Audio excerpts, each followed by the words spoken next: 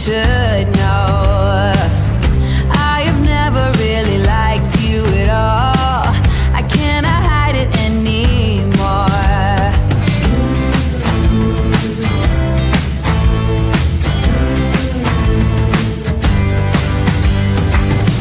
I've been thinking about the future, trying to forget about the past.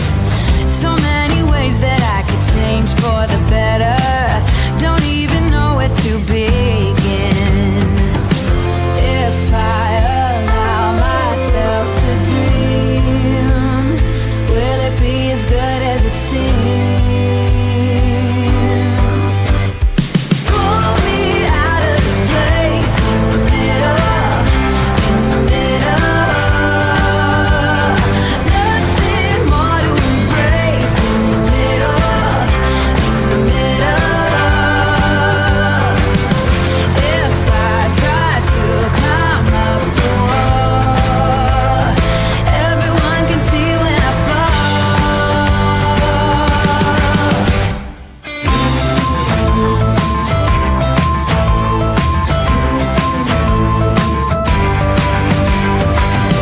Take me up into the mountains, send me off into the wild. Misery is still a path I would choose if the alternatives are worse. I guess it's time to find a friend, one who will stick by to the end. Going out of my mind in the middle, in the middle.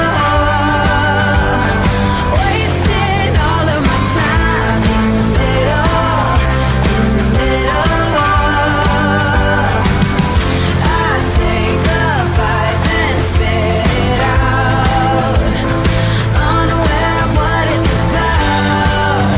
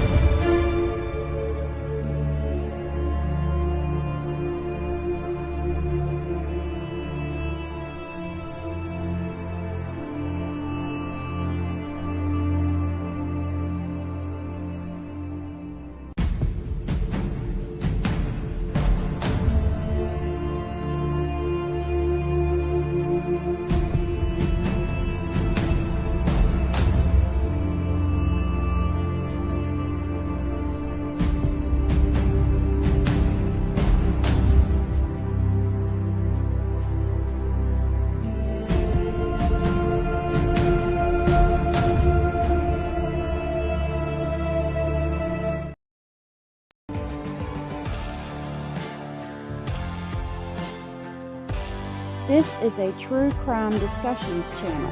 We speculate. This is all just speculation. Because it's true crime, it's for mature audiences only. There will be no children allowed, no exceptions.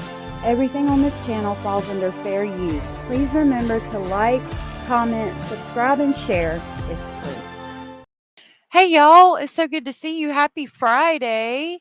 I'm so glad y'all are here. Joy, Southern Cats, Cara. Congratulations on the job, Allie X. Avril's good to see you. Joy. Uh, Parabola, it's good to see you. Woofy, good to see you. Heathen, good to see you. Cindy from sunny South Florida, thank you for gifting 5 memberships. Michael Green Chili Chicken, good to see you. There is Cindy with the 5 gifted. I haven't accessed my live yet. That was so very sweet and supportive of you, Cindy, and I really appreciate you doing that. I can't express to you how grateful I am for you doing that every time that we're live. That's just so very sweet of you, and I really appreciate it. It helps out so much. Um, so those went to Lil Red, Olivia B Real Tutu, Minnie, and Cheyenne M. If you were gifted from Cindy and you are aware you were gifted, please tell Cindy thank you, and I'll grab the crazy train to pick y'all up on the way to Speculation Station. Thank you so very much, Cindy.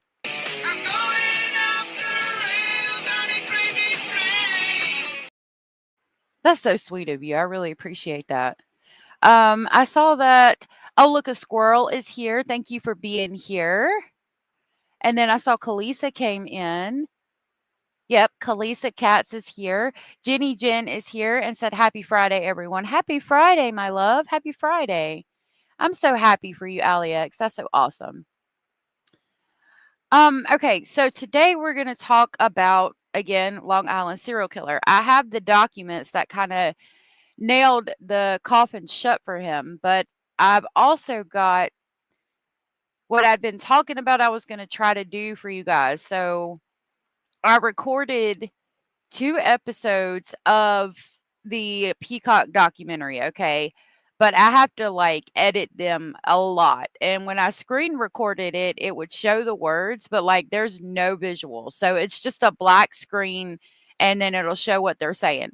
So I had to get pictures and overlay them, and I was doing all this morning. I should have done it last night, and that's my fault, but for now, I do have a solid 13 minutes of it that we're gonna talk about. So, I do have the lab up now. If I disappear, I will be back. I'm gonna try really, really hard to do this. I did change it. I mean, it's very much changed. It's very much edited. It's very much, um, hopefully I've done everything I need to do to keep us from getting in trouble or keep me from getting in trouble. But like I said, if I do go away, I will be right back. I'm hoping to get all of it edited down like this does and see if I can put it out on the channel so that we can kind of get a gist of it. But I don't know. I've got to talk to some of my moderators and see what could happen. I don't want to lose the channel. Like, I think if I got struck, it would be like 3 months and I would just have to be real careful not to get struck again. Hey, Tom. So we're going to try it. Again, if I disappear, I'll be back. I'm going to pause it periodically and talk to you guys because I have a lot of thoughts on all this. Sheriff Mike Morrison did a one-on-one interview off subject. No, you're good. I saw that. Somebody sent it to me. Maybe we can watch it. Yeah, because I've got this to go over and then I've got the document. So maybe at the end we can watch the Sheriff Mike Morrison interview. There are or were more tunnels and roads under the earth than roads on the surface, all used for various trafficking of children, adults, drugs, and weapons. You know what? They found caverns in, I don't remember where it's at, but it's almost like an ant, like you know how you would have those glass things you'd put the ants in, right? They found one of those, and it's thought to be where people went under the earth during basically the ice age and the cataclysm that caused that. I get really into ancient civilizations, ancient religions, ancient cultures. I am like a nerd when it comes to that stuff. I love that stuff.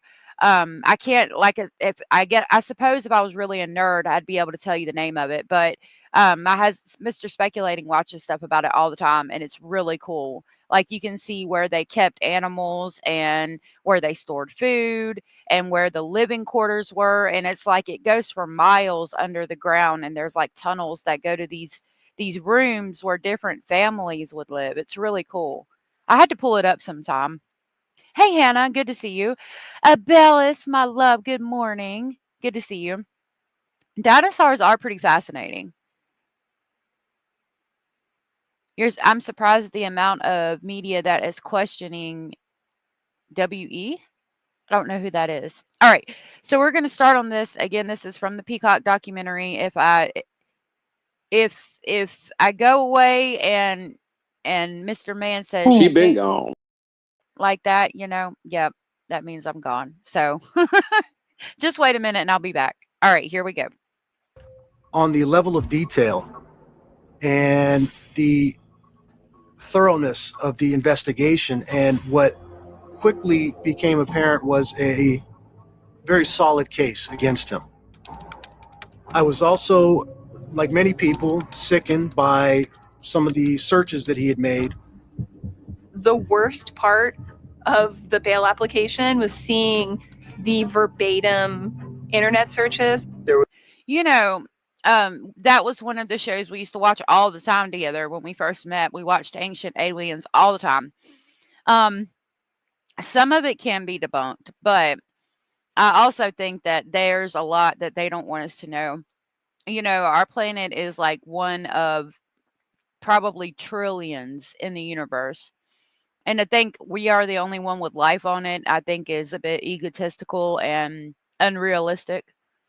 But I think that there's also a lot that the government doesn't want us to know. Have you heard about in like the 1920s where they played on the radio that like aliens came down and a bunch of people were dying and they took over and like so many people committed suicide, it was insane. And I think it's for those kind of reasons they don't want us to know. Hey, Max. There was a lot of torture, porn, and what you would consider depictions of women being abused, being raped, and being killed.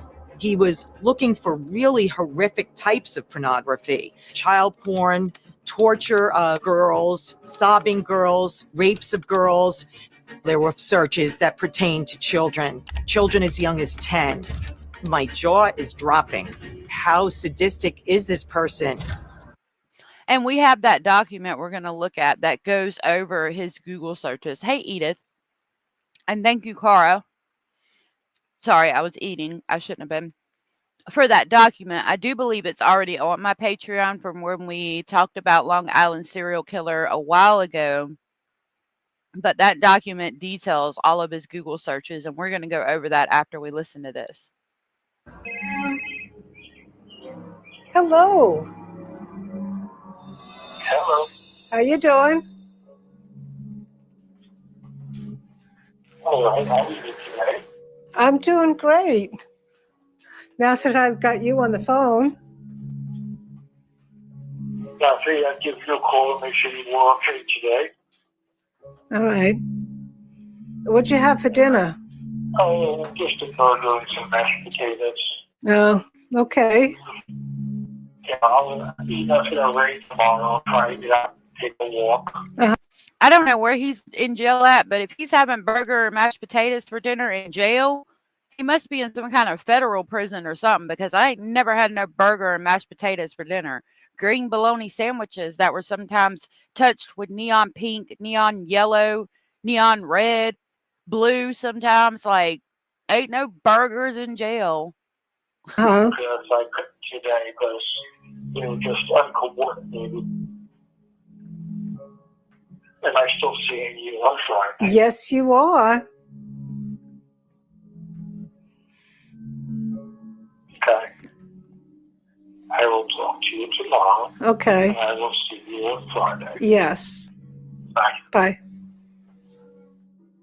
I'm talking to him all the time, but he only has a certain amount of time to be able to make calls. So I can't get too comfortable talking to him about things that are going to hurt him. What would hurt him? What are things that hurt him?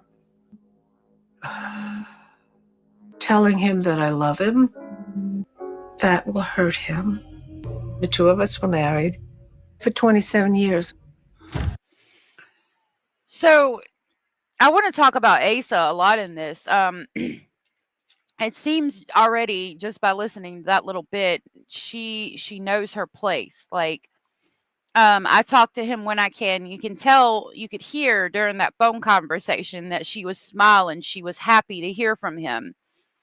She seems to be very much still in love with him. And she says, I can't talk to him about things that would hurt him. What would hurt him? Her saying that she loves him. She doesn't say I love you. She knows not to. She knows her place. They don't even have to, he doesn't have to say to her, don't tell me that you love me because it hurts me. She already knows. I'm not trying to, I don't want to sound mean or insensitive, but he's trained her well. Like, she knows her place in the household, in the relationship. Excuse me. I caught on to that pretty quickly. Hey, Amanda, good to see you. Amanda said the city under Vegas is brutal. Yeah, we're going to end up doing a live on these things. If y'all, yeah, we need to look into that. I've heard about it. Yeah, LISK is Long Island serial killer. Thank you, Cara. Drop screenshot on Lily and Jack in 2 films on your. Okay, thank you. I appreciate that. Scratch the Paint, good to see you. Yeah, how are you doing today? There's a documentary on YouTube, really? Sounds like, yeah, monster and servant relationship, pretty much. And it gets more detailed. We were 100% part of each other's lives. Does everybody really believe everything they hear? Charged as a serial killer. Do you really believe everything that's being said? This man is a sexual sadist. He enjoyed torturing his victims. Well, we didn't buy it. Rex Heuermann has pled not guilty and insists through his lawyer that he's innocent. The only thing I can tell you that he did say as he was in tears was, I didn't do this. He made sure to add that while he was in tears, I didn't do this. I mean, I'm willing to bet good money that Rex Heuermann forced them tears to come out just to look as weak and innocent as he could, because he knows that he's towering and menacing and scary. I mean, even his coworkers, I'm sure, would tell you that even faced with a charge like this, that man wouldn't cry. No, Asa, we don't believe everything that's being said. We believe in the DNA evidence, which includes your and your daughter's DNA. Yep, exactly. How did that get there? If he's not the culprit. Michael Green Chili Chicken, if I didn't say hey to you, hey, I couldn't remember. It's Happy Friday. Yay. Okay. If she was truly 100% of his life, then she's guilty too. That's a good point, Cindy. Is an unlikely suspect, a husband, father of 2, an architect working in Manhattan. I met Rex when I was 18 years old. We went to different high schools. I went to Farmingdale. He went to Massapequa. Bonjour TV did an interview with him. I was primarily a receptionist in my dad's office, and I was there listening to his whole story, starting when I was in college. So that interview that we watched yesterday where the guy was like smiling nervously and he brings the dog, Rex Heuermann's daughter was in the office with him as his secretary during that time. So of course he was going to be on his best behavior, and he was still very much the interviewer that did the interview that we watched yesterday was still very much put off by Rex, and that's in the presence of his daughter. So they're all acclimated to who he is and how he presents himself. And they don't find anything wrong with it because they're with him on a daily basis. His daughter even works with him. You know what I mean? And even at that, like most teenagers or young adults that I know wanna like strike out on their own, get away from their parents, whereas she's like right up under her dad and working for him. I mean, it's a good company, maybe carry on the family name, but that's weird to me too. It just control aspect, the way he he controlled their minds. To me, I mean, I'm that's what I'm kind of seeing. You guys let me know what you guys think. He got some really big jobs and he was very busy for a couple of years. And actually, I was honestly really inspired by my dad. I looked up to him. I felt like, damn, I have some really big shoes to fill. Yeah, but his job was very demanding. And it started to be visible that the stress was weighing on his mental health. Sometimes he would come home frustrated and he needed to wind down, but he never hit any of us. Injuries to her face, torso, breasts. The worst he would do, The women were bound at the head or at the chest and later at the legs. was he would throw a plate into the sink. The remains of 3 sex workers were discovered bound and concealed in burlap sacks. That's the worst. Listen, like, my dad was an open book, and a lot of people who knew my dad, long-term clients, people he worked with for years. So she's saying that he never spanked them. He never got angry. The most he would do is throw a plate in the sink. So it's given me the impression very much of Jekyll and Hyde. He was angry and hostile, and he used these ladies to take his temper out on, these women of the night. That's where he let his aggression out on them. All the aggression he was holding inside from the house, because all he would do at the house is throw a plate in the sink. At the same time, I don't think we are going to hear about the worst episode their father ever had in front of them, because the trial hasn't happened yet, and I'm sure they've been made aware to paint him in the best light that they possibly can.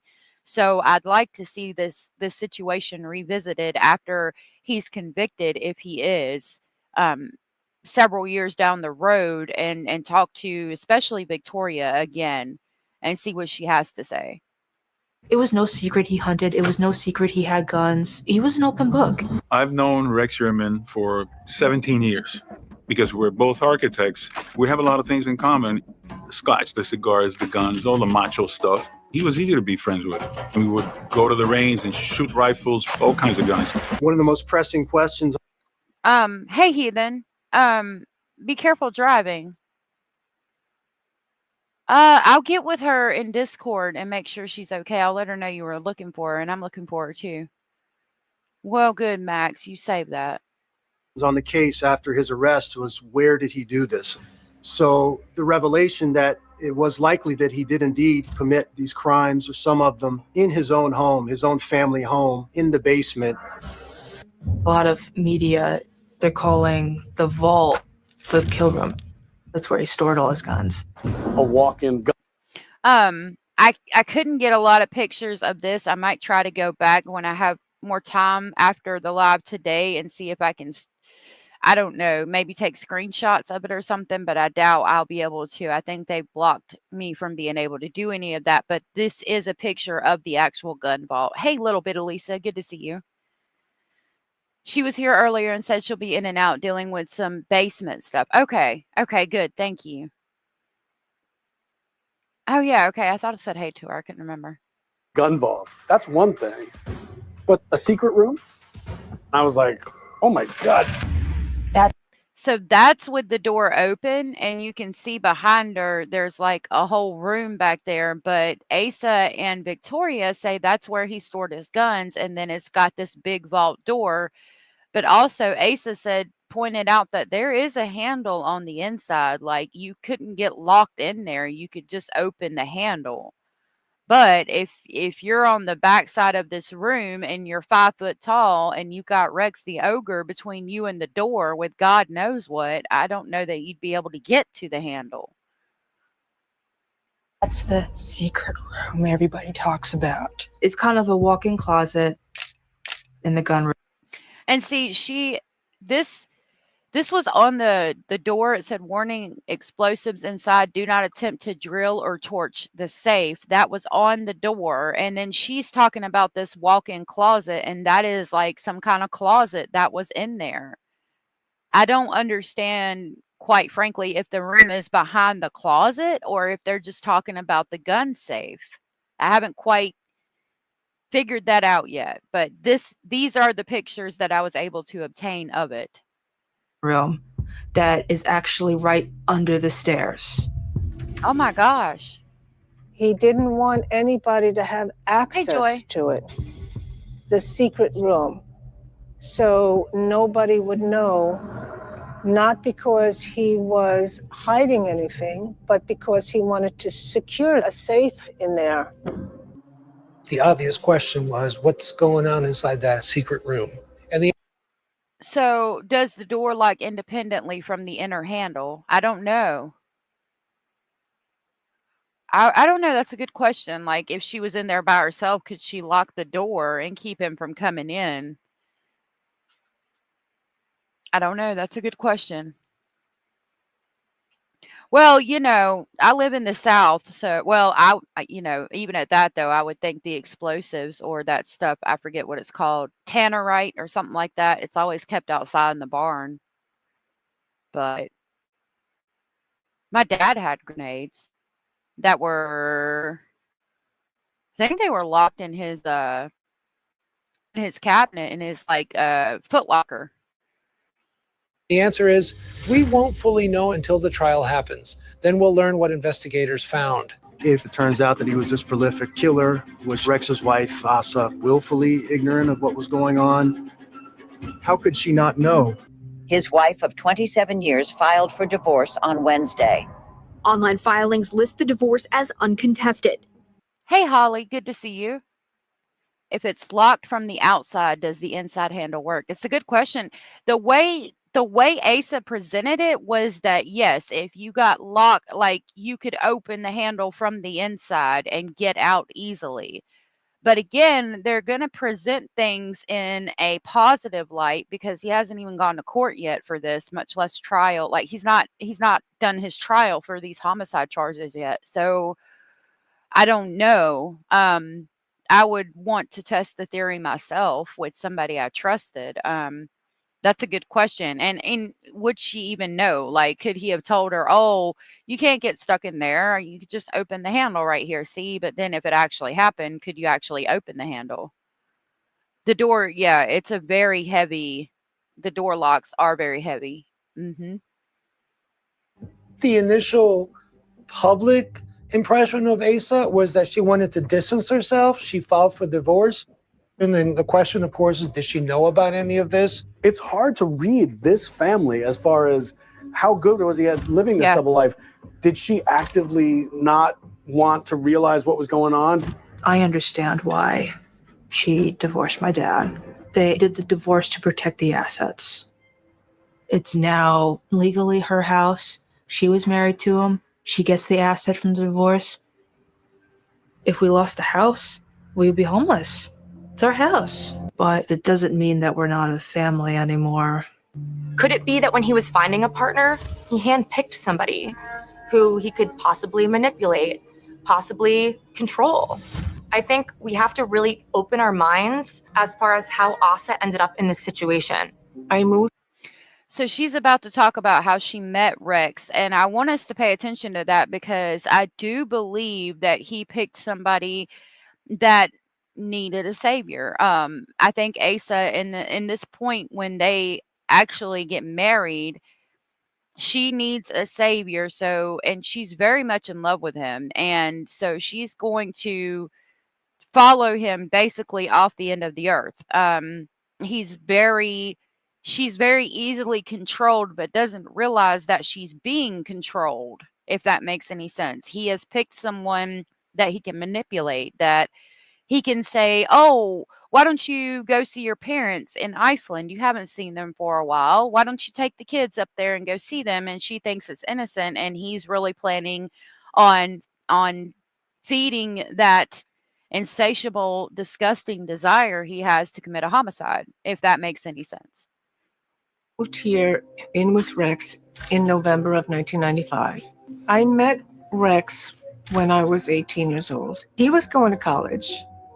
I was working at 7-Eleven. I was born in Iceland. My younger brother was adopted to an Icelandic family, and I was adopted to America. Because of that, I traveled a lot to Iceland with my family. And Rex, he traveled a lot. He went on archaeological digs. He's the kind of guy you turn your head and you go take a look at, you know? He was tall, handsome, debonair young man. So even when they're 18, she's talking about how he's tall, dark, and handsome, and he's the kind of guy you turn around and got to go take another look at. And then you hear about other people who knew him in high school and say he was always weird and scary, and people didn't like to be around him, and he was awkward. But she, from the very beginning, saw him as tall, dark, handsome, debonair, and they met when she's 18, when she's working at the 7-Eleven, and she references being in love with him before she marries her first husband, which is Christopher's father. So it was kind of like she fell in love with him, but she couldn't have him, and then she's able to have him later on in life. So it's like all of her fairy tale dreams are coming true in that moment where she's able to be with him finally after having married somebody that wasn't that great. Yeah, he's not handsome, Kathleen, good to see you. And they say that he was very weird and off-putting. Yeah, what beer goggles is she wearing? I wouldn't give him a second look either. Does a lot of traveling around Gilgo Beach. He damn sure did. Love is blind. Yep. Oh, crap. Dang it. Hold on. I pushed the wrong button. Hold on. Hold on just a minute. We'll go right back to it. Do.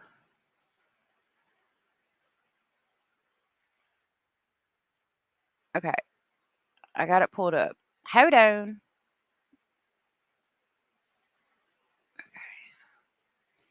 Okay. Do.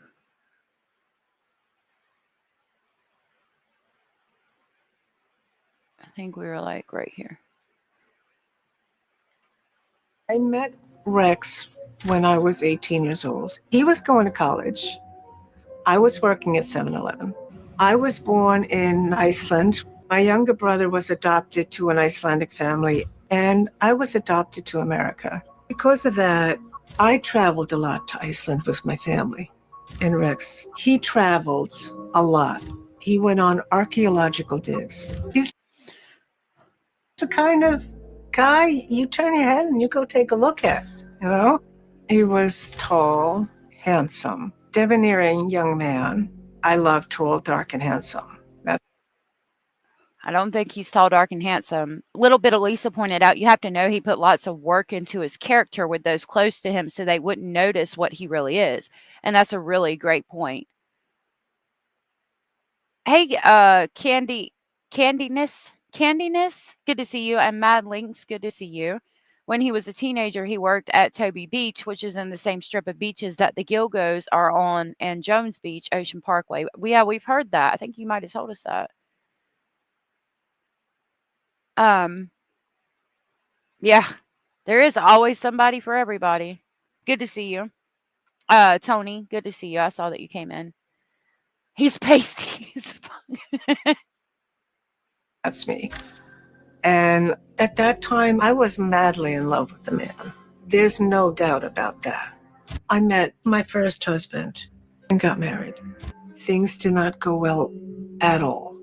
After my son, Christopher, was born, my ex-husband became somebody completely different. I was in the process of getting a divorce.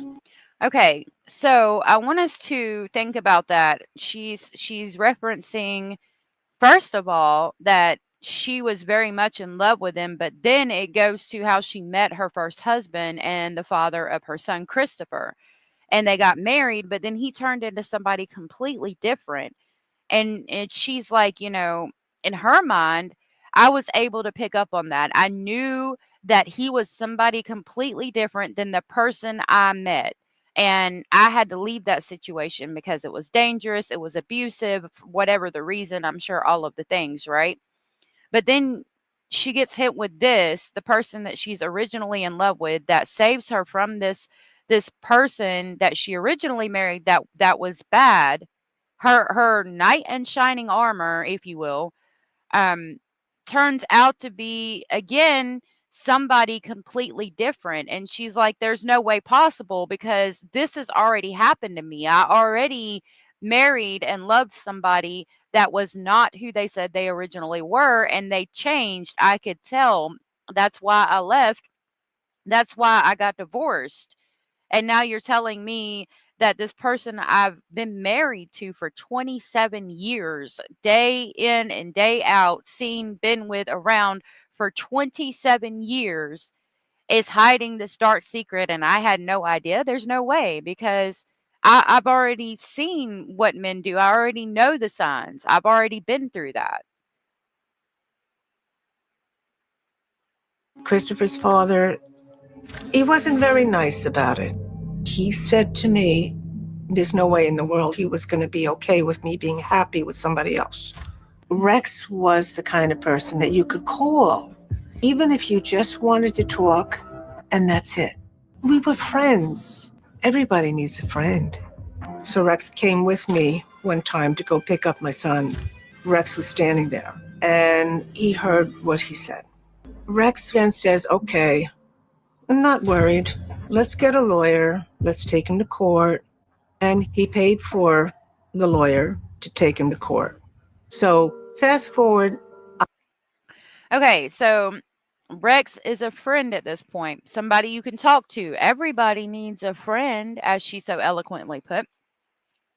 And not only is he a friend, but he saves her. He helps, he pays for this whole entire divorce from Christopher's father, and helps her get custody of her child. Like he comes into a relationship where there's already a child. She's married to somebody else. He's just her friend.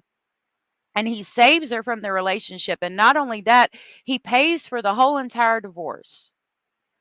Like this is her dream come true, her knight in shining armor, very much in love with him. I got my divorce. There was no reason to hold back. You know what I mean? So Rex said to me, I've got a nice house. I mean, it's not big, not elaborate. How about you come and see if you'd like to stay there? I'm like, yes, I would love to. And then I found out I was pregnant with Rex's baby. And he said to me, well, how do you feel about marrying me? And I said, yes. There's a picture of me, and I'm looking up going, I finally got him. He's mine. All of these girls. So you can hear in the way she's talking about it how happy she is, and how much, I mean, she's still smiling as she talks about these things, recalling it, and he sounds like a true gentleman. Hey, Tish, good to see you. He's playing the role very well. The way she describes him is like any woman's dream come true, and that's who he is to her in her mind. That's who he is. He saved her knight in shining armor. She very much loves him, very much believes everything that he says. She's known him every single day for 27 years, and she never knew that he did this. So of course she's not going to believe it. Kari, you're so funny. She really does love him, and it's really sad. Like, she is head over heels in love with this man still to this day after being married for 27 years. The only reason they got the divorce was so she could keep the house. I thought this part was important as well. And that's the picture of them on their wedding where she's talking about, there's a picture where I look up and I'm like, yes, he's mine. I believe that's that picture. Okay, she's going to talk about the victims, and I thought it was kind of important. I finally got him. He's mine. All of these girls that were found on Gilgo Beach, they were girls. They were somebody's daughter. They were somebody's sister. Nobody deserves what they got. But Rex was not seeing prostitutes. He's a family man. He didn't do this.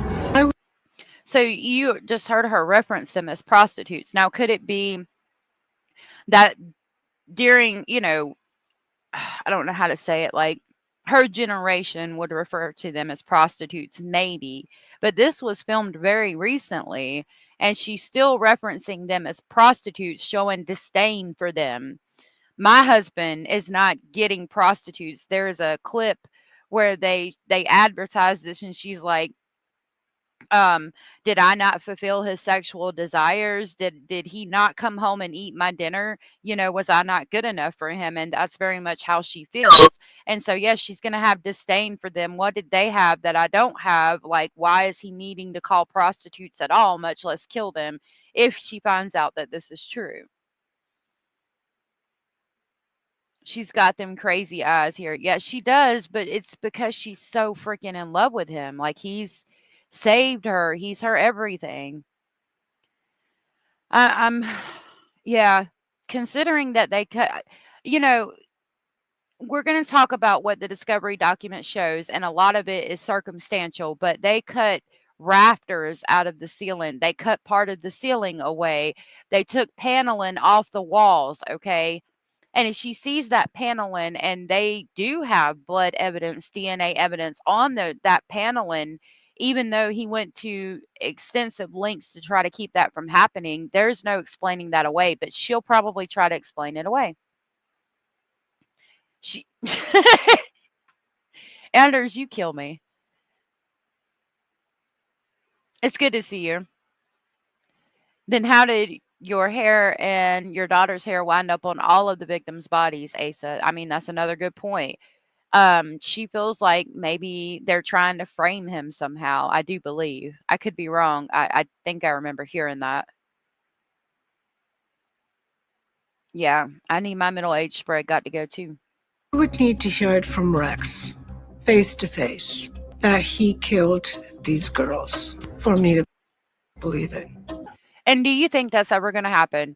Do you think that he will ever admit to Asa that he did do this? I don't, because he has manipulated her so much and trained her so well to be his fucking woman, excuse my language, that she'll believe him, I think, until the end of time, until she's no longer here. But those pictures, I'll pull them up real quick.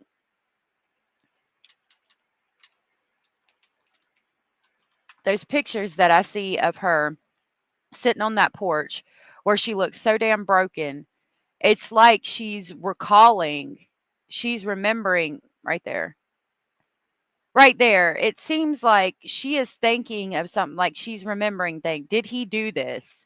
There was that one time that I questioned a few things. I did see this one time and it made me question something. Could it be? Could he have really done this? No, there's no way. Like, that's what that look says to me. She's definitely thinking real hard, and I really feel like she's thinking, did he really do this? My son's stepmom lives in another state, and I've never met her. He did go visit once. A year later, I found stepmom's hair on my blanket, on my bed. Oh, my goodness. That's crazy. But it just goes to show how hair can travel like that. I watched a video about cortisol. Oh, goodness. Is it summer solstice? I didn't know that. I wonder if she will have to testify at the trial. That's a good question. I don't know. So they have the one daughter together, Victoria, and then she has a son from another previous relationship, her first marriage, who she said the guy turned out to be somebody completely different than the person she married after she had their son. She acts like the woman who yeah, she does. Because she's above them, and like she's like, did I not satisfy him? Did he not? Why was I not good enough? But it's not her. Like, she should be grateful that she's not dead, in my opinion. My husband never kept me out of anything.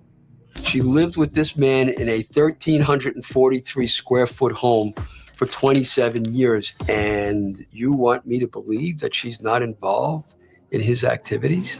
She should be considered a suspect and not just a bystander. Nobody could be in your position. A serial murderer. You're married to him for 27 years. I just don't see him that way. No, that's not the Rex I know. So if they're going to sit there and they tell me that he only did this during these particular time period that I was away on vacation, I have to question that. If the man is that much of a genius that he's capable of doing that, okay, I don't believe it. Task force is alleged. Michael, I couldn't imagine Carrie and Mel how many of your patrons have your DNA there either. That's interesting too. And it again just shows how DNA can travel.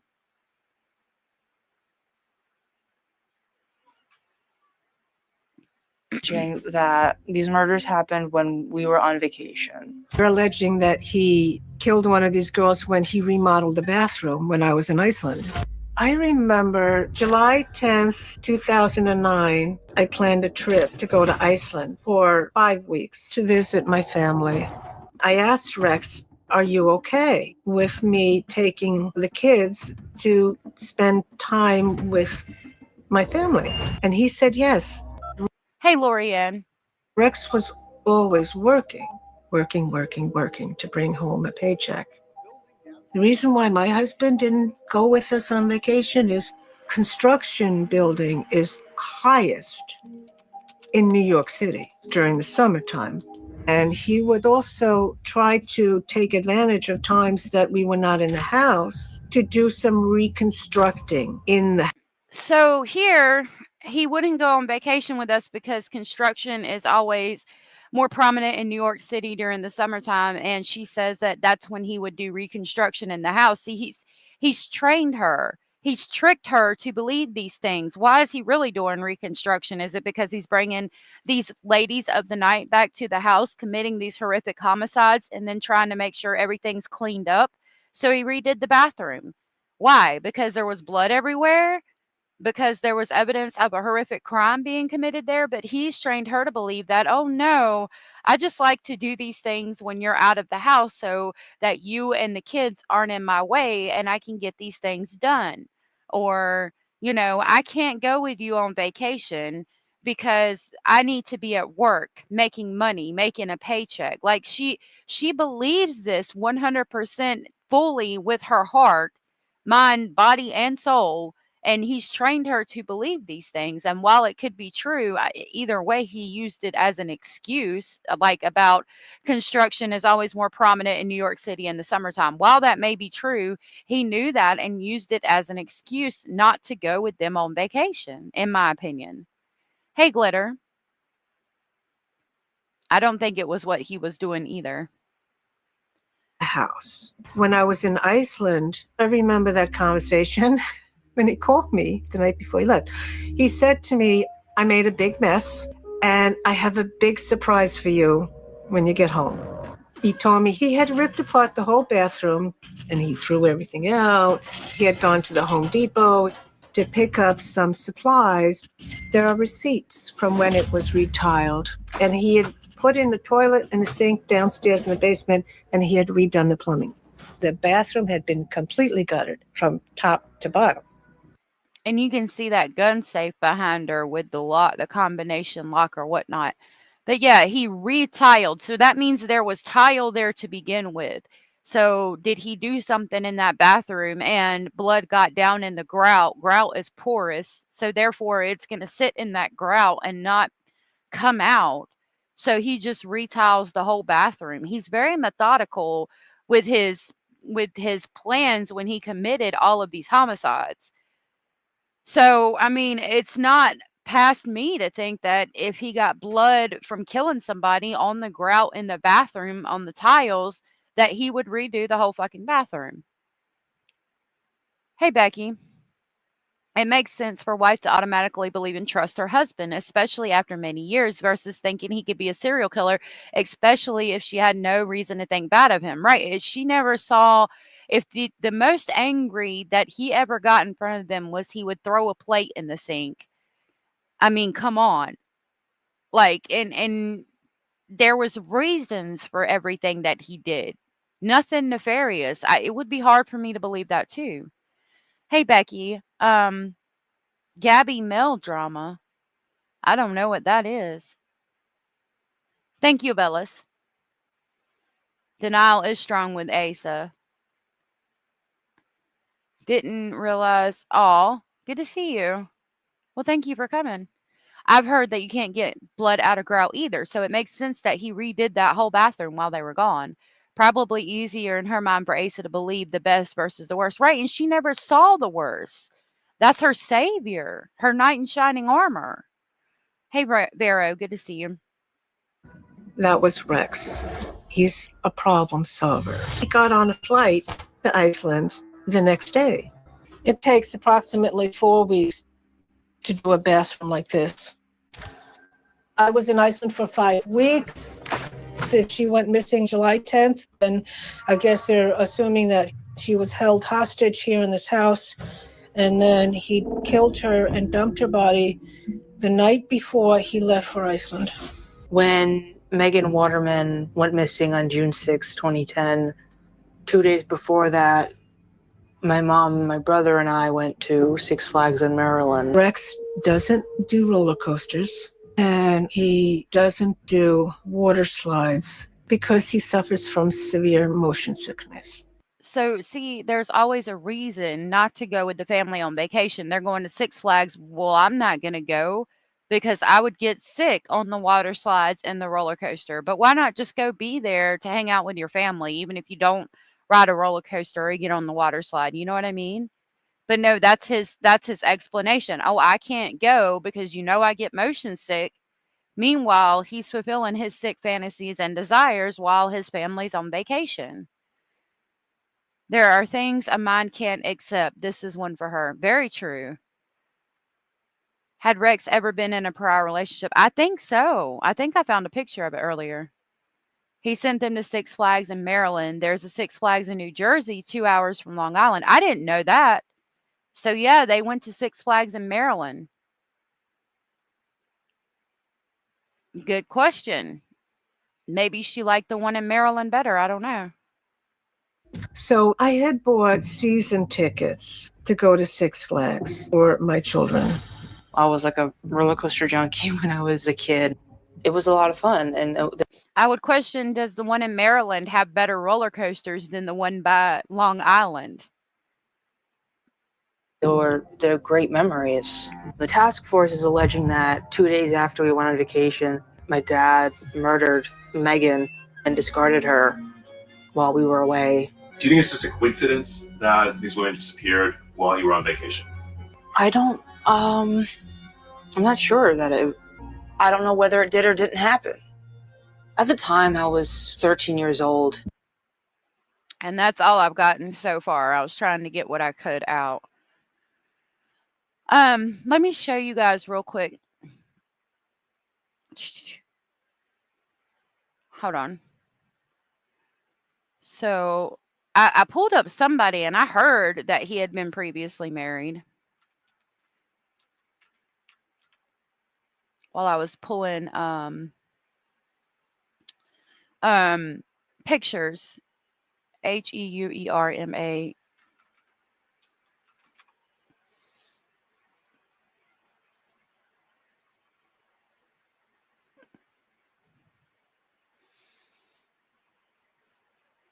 This one.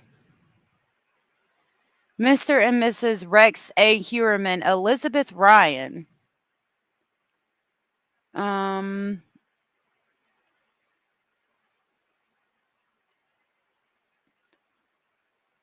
Okay, so let's look up Elizabeth Ryan. Elicabeth.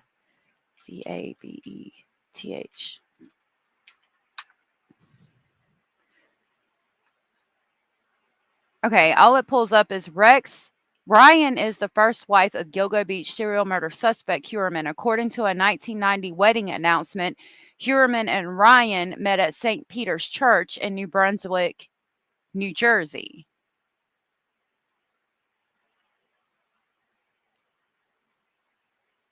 Oh, don't do this. Okay. Heuerman was reportedly only 26 years old when he married Ryan, the New York Post reported. However, his first wife is yet to comment on his arrest. The RH Architecture founder was caught on Thursday, July 13th, and charged over the homicides of 4 victims known as the Gilgo Four. He has repeatedly pled not guilty on 3 counts of first-degree homicide and 3 counts of second-degree homicide. No, what the crap? So that's all that I can find on his first wife. Okay. I am going to pull up this document. And we're going to try to read it. My printer is not working right now, so I'm going to try to read it off of the screen for you guys.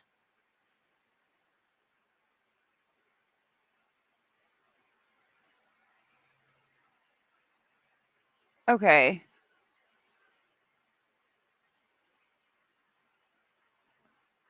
Yep. They just sent me an email saying that my content was blocked. So hold on a minute. I got to fix that real quick. It doesn't appear that I went anywhere though. I think I'm still here with y'all. So yeah, I'm not going to be able to make those videos even if I do change them. Hold on. Hold on just a minute. Well, I'm glad that, I think for the most part, y'all got to see him. I don't think I disappeared. You'll have to let me know if I disappeared and was gone. Oh, okay. I think it just copyrighted my video while I was watching it. Okay. Hey, indie girl. Yeah, YouTube has been annoying lately. I'm still here. Okay, it showed me that it blocked my actual video while I was getting my mail to download the document real quick. Okay, so let's pull up the document. The discovery for Rex Heuermann. I did watermark this if you want it without the watermarks. I do believe it's on my Patreon. If it's not, I will put it on there. Hey, Content Angel, they do suck. It was not nice, but at least we got to see it. You know what I mean? And that's weird because like I just uploaded it. It's not public. It's like not the monetization's not onto it. I just uploaded it for myself, but okay. Awesome. Thank you guys. Okay, so this is the discovery document, and I guess we'll read through it. So it gives us an idea of everything they have. We have pictures, we have maps, we have Google searches, we have a lot of information here that we can read through and talk about. So it's going to be the people of the state of New York versus Rex A. Heuermann. On July 14th, 2023, almost 2 years ago, divorce with Elizabeth was finalized on May 3rd, 1994. Nassau Public Records. Did you see anything about why they got divorced? Like, I'm wondering if she saw something in him that Asa didn't see. On July 14, 2024, defendant Rex A. Heuermann was charged by a grand jury with the following 6 counts, which have been incorporated in Suffolk County indictment number, and it's murder in the first degree, Melissa Bartholomew on or about July 10, 2009, murder in the first degree. Megan Waterman, June 6, 2010, murder in the first degree. Amber Costello, September 2nd, 2010, murder in the first degree. Melissa Bartholomew, murder in the second degree. Melissa Bartholomew, July 10, 2009, second degree. Megan Waterman, June 6, 2010, and second degree. Amber Costello, September 2nd. On January 16, 2024, defendant Rex A. Heuermann was charged by the grand jury in a superseding indictment, which incorporated not only the above counts, but the additional charge of homicide in the second degree with the death of Maureen Brainerd Barnes on or about July 9th, 2007. Today, Rex Heuermann stands before this court alleged by the grand jury in another superseding indictment, which incorporates each and every one of the above counts, as well as the additional charges of homicide in the second degree for Jessica Taylor between July 21st through the 26th, 2003, and homicide in the second degree for Sandra Costella between November 19th and 20th, 1993. Now, he marries Asa in 1995, and he divorces Elizabeth 1994. When did they get married? 1990. So he committed the homicide of Sandra Costella while he was married to Elizabeth.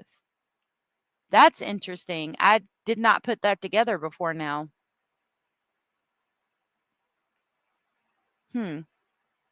I wonder if she knew or saw something or had some questions about some things, and that's why she divorced him. The people filed a written bail application in the initial arraignment, which occurred on July 14, 2023. And the superseding, which was January 16th of 2024. Okay.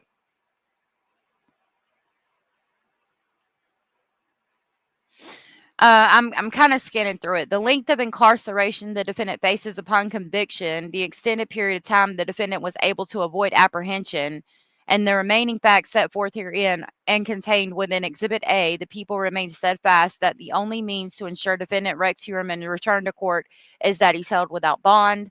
So the 2003 and 2011 discovery of human remains of Jessica Taylor.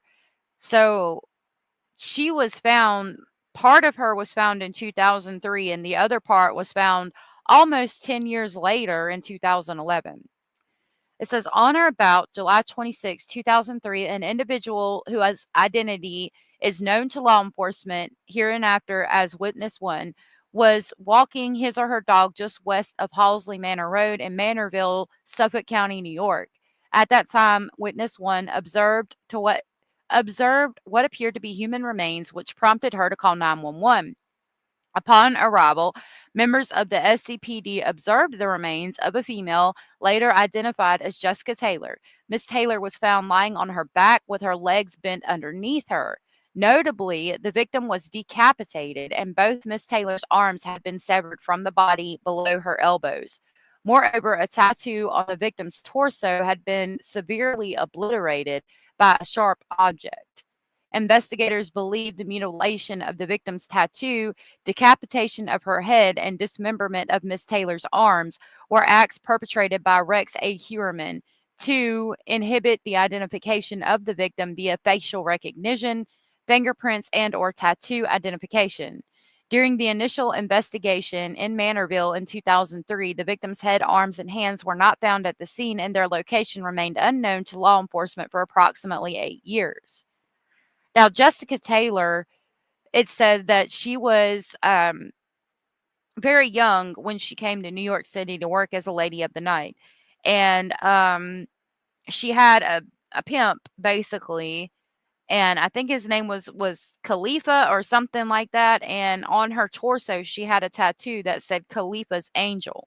Said Jessica Taylor had a hard childhood, and she, like Megan Waterman, had been coerced by a boyfriend to become a lady of the night to earn money.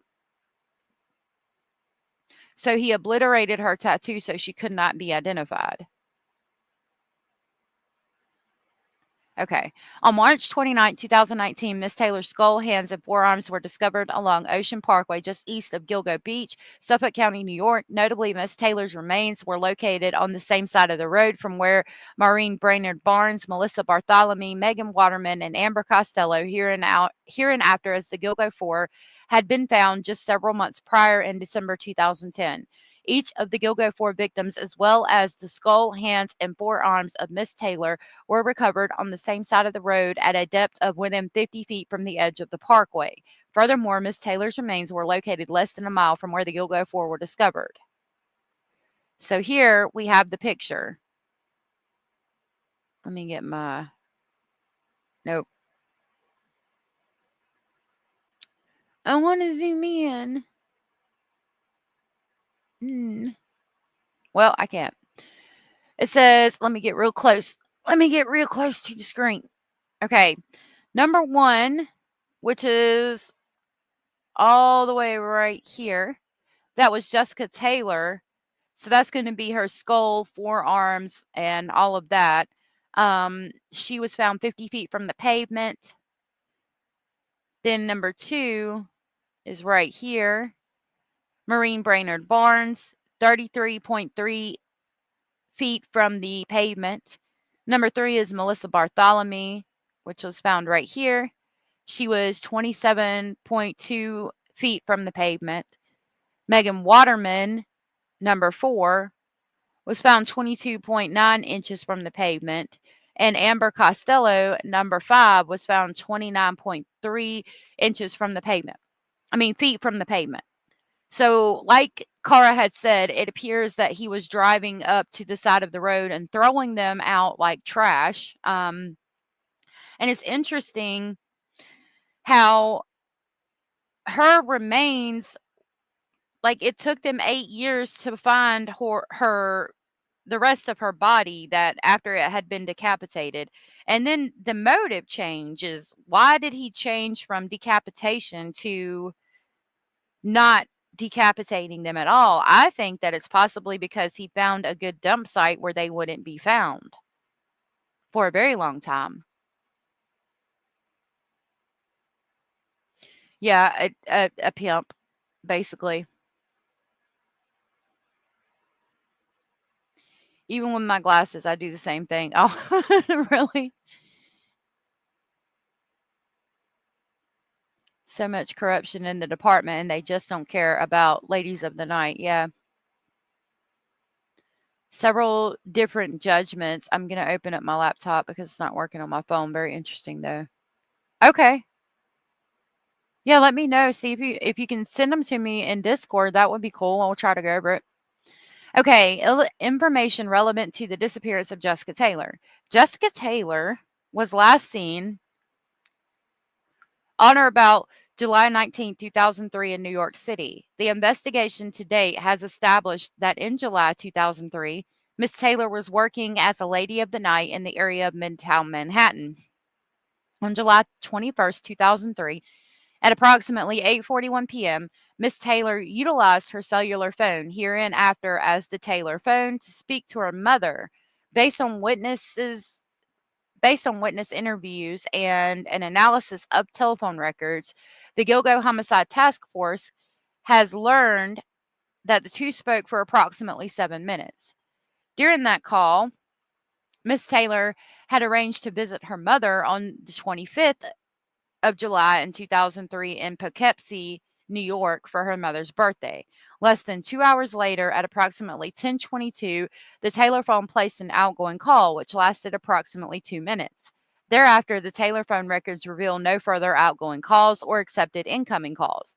On or about July 25, 2003, when her daughter failed to arrive at her Poughkeepsie residence or to answer any phone calls, Miss Taylor's mother notified law enforcement. At the time of Miss Taylor's disappearance, Rex Heuermann worked in the same vicinity as to where Miss Taylor was known to street walk or work as a lady of the night.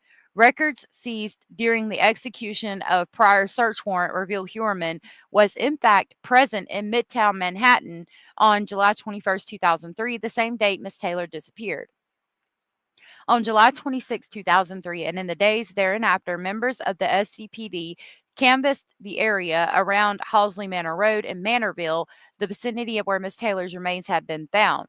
As a result, investigators spoke to a witness who had, on July 25, 2003, approximately 10:30 p.m., observed a dark-colored Chevrolet truck backed into the same wooded area where Miss Taylor's body was later found. Based upon this investigation, law enforcement determined that these observations would have occurred approximately 13 hours before witness one's 911 call. Notably, the investigation to date has established that defendant Heuermann purchased a 2002 dark-colored Chevrolet Avalanche pickup truck on or about May 22, 2002 from Rent Chevrolet in Port Jefferson Station, New York. Accordingly, on July 25th, 2003, at 10:30 p.m., Heuermann would have been in possession of a vehicle matching the description as the one observed in the vicinity of where Miss Taylor's remains had been found on Halsey Manor Road. So I think, I'm sorry, Max. Oh, hey, bad girl. We were making sure that you were okay. I've had that happen to me. It is a nightmare. We were I'm thinking that he was testing out a new dump site on Halsey Manor Road, and then Jessica Taylor was found the very next day. There was an eyewitness that saw his truck backed up to the area, so basically he almost got caught. So he stopped. He learned very quickly he could not use that area as a dump site and started dumping them back at Gilgo Beach. And I say back at because he had been doing it in 1993, I do believe. I'm sorry, bad girl. Okay, a forensic analysis of Rex Heuermann's digital devices also revealed the following. One, that on or about July 28, 2003, Rex Heuermann accessed a Newsday article entitled Cops Seek Help in IDing Manorville Body. Regarding the discovery of Miss Taylor's human remains, that online activity was subsequently deleted. And two, on or about July 29th, 2003, Rex Heuermann conducted an internet search for a new Chevrolet Avalanche despite his 2002 Avalanche being just 1 year old. The analysis further shows Heuermann also attempted to delete the search for a new vehicle. Notably, this activity occurred just days after Miss Taylor was discovered and just days after witnesses observed a vehicle matching the physical description of Heuermann's leaving the scene. So, he dumps the body on Halsey Manor Road. Somebody sees him, identifies the vehicle he's driving. He looks it up to see if anybody's found the body yet to kind of revel in his work, and he realizes that somebody saw his truck. So he starts looking for another truck online and makes sure to delete the history. So here you can see where he did a search. This is a 2023 Chevrolet Avalanche, 1500 5-door Chevy cab pickup, 4-wheel drive, and the color was arrival blue. He looked at it at 4 a.m. July 29, 2003, and then he deleted it. And that's his online search history. And there's the truck in arrival blue. Finally, while the make and model of the vehicle Heuermann searched for is the same as his 2002 Chevy Avalanche pickup truck, the exterior color is different, arrival blue, as well as another in Summit white, which are significantly brighter exterior paint offerings by Chevrolet when compared to Heuermann's dark green 2002 Chevrolet Avalanche. So as you can see, he wants to keep the same truck, but a drastically different color. That one is arrival blue, and it's very, very bright.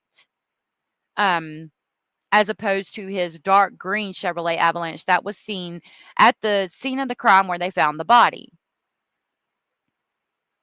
Well, I make the bed and wake up, and they know it's time to get up when they... Oh, that's so sweet. Rex is screwed. I hope they get him for everything that they can. That is so cute content. How sweet. I want to say it was Amber's driver on the LISK podcast. He mentioned that RH picked her up one time in the Chevy. Yep, that's how they got him.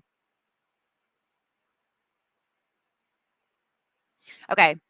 Hairs recovered from the remains of Jessica Taylor. During the course of the investigation, Miss Taylor's body was examined by a forensic scientist with Suffolk County Crime Lab, hereinafter as SCCL, which revealed that Miss Taylor had been decapitated, dismembered at her arms below her elbows, and revealed, quote, irregular disruption, unquote, of the victim's nipples. Now we have a number 1 here. So when you see a little number like that, you go to the bottom and look right here, number 1. Witnesses from the Suffolk County Medical Examiner's Office have determined that the irregular disruption of the victim's nipples did not occur naturally, and one possible cause of such disruption is the post-mortem mutilation of the victim's nipples. So he basically cut at something to that effect, her nipples after she was already deceased. There is irregular disruption of this victim's nipples, which is absolutely astonishing. And the obliteration of her tattoo. Again, a tattoo is going to be identifiable, so he obliterated it so she couldn't be identified, and she wasn't until they found the Gilgo 4 8 years later.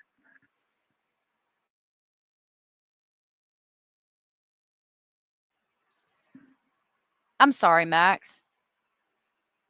During the examination of Miss Taylor's body, a male human hair was recovered, specifically from a surgical drape that had been underneath the victim. Excuse me, hereinafter as male hair underneath Taylor. A subsequent examination of the male hair underneath Taylor led to the determination that it was a human head hair with Caucasian European characteristics. However, it was based on the DNA testing capabilities at the crime lab, unsuitable for further DNA testing at that time. On or about August 24, 2023, the Gilgo Homicide Task Force brought a cutting of the male hair underneath Taylor to an outside forensics laboratory, previously referred to in Exhibit A as Forensic Laboratory Number 2, which specializes in forensic mitochondrial DNA analysis. On or about February 1st, 2024, Forensic Laboratory Number 2 issued a report concluding that the mitochondrial DNA profile developed from the male hair underneath Taylor and the profile developed from defendant's buccal swab are the same. Remember, a buccal swab is where they take the swab on the inside of the cheek of Rex A. Heuermann. When he got arrested for all these crimes, just like with Stephen Stearns, they took a DNA swab from the inside of his mouth to compare with the hair that they found, and they got a match. Specifically at the rate that would, as per the EMPOP, Number 2, EMPOP is shorthand for the European DNA Profile Group, or EDNAP, mitochondrial DNA population database, which is a web-based collection of human mitochondrial sequence data from various populations worldwide. The North American database includes 12,386 sequences of North American forensic significance. So based on that database, it excluded 99.96 of the North American population as the contributor of said hair recovered underneath the decapitated and dismembered remains of Jessica Taylor. While 99.96% of the North American population can be excluded as the contributor of the male hair underneath Taylor, defendant Heuermann cannot be excluded as the contributor of said hair recovered underneath the remains of Jessica Taylor. On or about March 8th of 2024, Gilgo Homicide Task Force brought a cutting of the male hair underneath Taylor and a DNA extract of Rex Heuermann's buccal swab to an outside independent laboratory, previously referred to as Forensic Laboratory Number 1, which applies DNA techniques to a direct genome sequencing in difficult to solve forensic casework and the identification of human remains. On or about April 29th of 2024, Forensic Laboratory Number 1 issued a report indicating it had developed a nuclear DNA profile for not only the male hair underneath Taylor, but also from Rex Heuermann's buccal swab. Forensic Laboratory Number 1 was then able to conduct a one-to-one autosomal nuclear DNA comparison between said profile developed from the male hair underneath Taylor to Rex Heuermann's genotype file developed from his buccal swab, which resulted in the conclusion that the DNA profile generated from the male hair underneath Taylor is 1.837 times 10 to the 603rd power times more likely to have come from a person genetically identical to Rex Heuermann's SNP genotype than from an unrelated individual. The 1.837 by 10 to the 603rd power statistics and the following statistical probabilities are provided in scientific notation. The standard notation for 1.837 times 10 to the 603rd power is 1.837 with 600 zeros afterwards.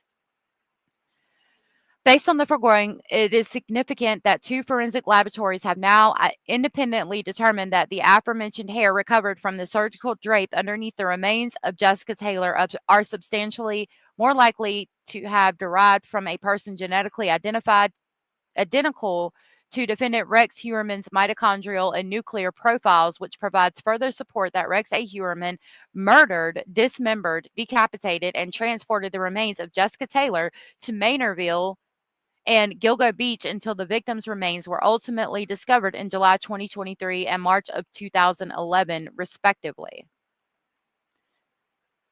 Hey, Dainty Dane. So they're saying there's a chance it's him. Yeah. And Jessica, the homicide of her was committed in 2003. And there's a surgical drape found underneath her. Could you imagine how scary that would be for somebody to walk you into a room where there's a freaking surgical drape? Like, you know what it is. I'm sorry. If you walk me into a room and I see that there's plastic all over the walls and all over the ceiling, I'm going to know what time it is and I'm going to start fighting for my life.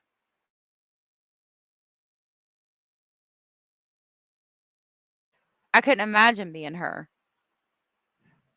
No way he's getting out of this with those DNA matches. And I wonder what Asa thinks about them. Heuermann's family traveled in relation to the disappearance of Jessica Taylor. As part of the ongoing investigation, the Gilgo Homicide Task Force has also established that Heuermann's wife and children were out of the state at the time of Miss Taylor's disappearance and murder, a consistent theme attributable to the defendant for each of the charged homicides thus far, which would have allowed the defendant unfettered time and opportunity to execute these crimes. Specifically, in 2002 to 2003, defendant Heuermann's daughter, Victoria, was a kindergarten student at the McKenna Elementary School located in Massapequa Park, New York. At this time, Victoria was classmates with an individual whose identity is also known to law enforcement as Witness 2, based on the post-arrest interview with witnesses, including Witness 2's family and Victoria Heuermann. The Gilgo Homicide Task Force has learned that at the conclusion of the kindergarten school year, Miss Ellerup and her two children vacationed with Witness 2's family from on or about July 20th, 2003 to July 27th, 2003 at Smuggler's North Resort located in Jeffersonville, Vermont. Rex Heuermann did not attend the trip. So even like, okay, his baby girl, only daughter, only child for that matter, is graduating kindergarten. His wife and children go with one of her classmates' families to probably a place that they have reserved up in Vermont, probably like her little best friend or whatever.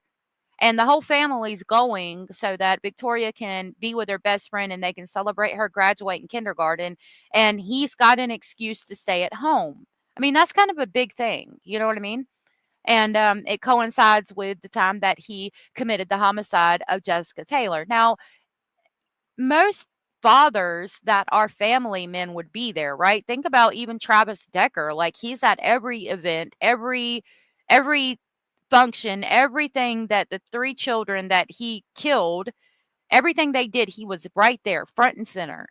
But she is convinced by Rex that he needs to stay at home and work or be here or be there, and he can't go with them on vacation. They're going on vacation all the time, and he never wants to go. He always wants to stay home.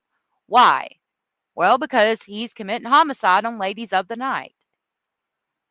These witness accounts have been corroborated via telephone records and electronic data seized during the execution of the July 2023 search warrant. For example, agents of the Gilgo Homicide Task Force seized AT&T records which detail calls made to and from the Heuermann residence in July 2003. See embedded excerpt on the following page.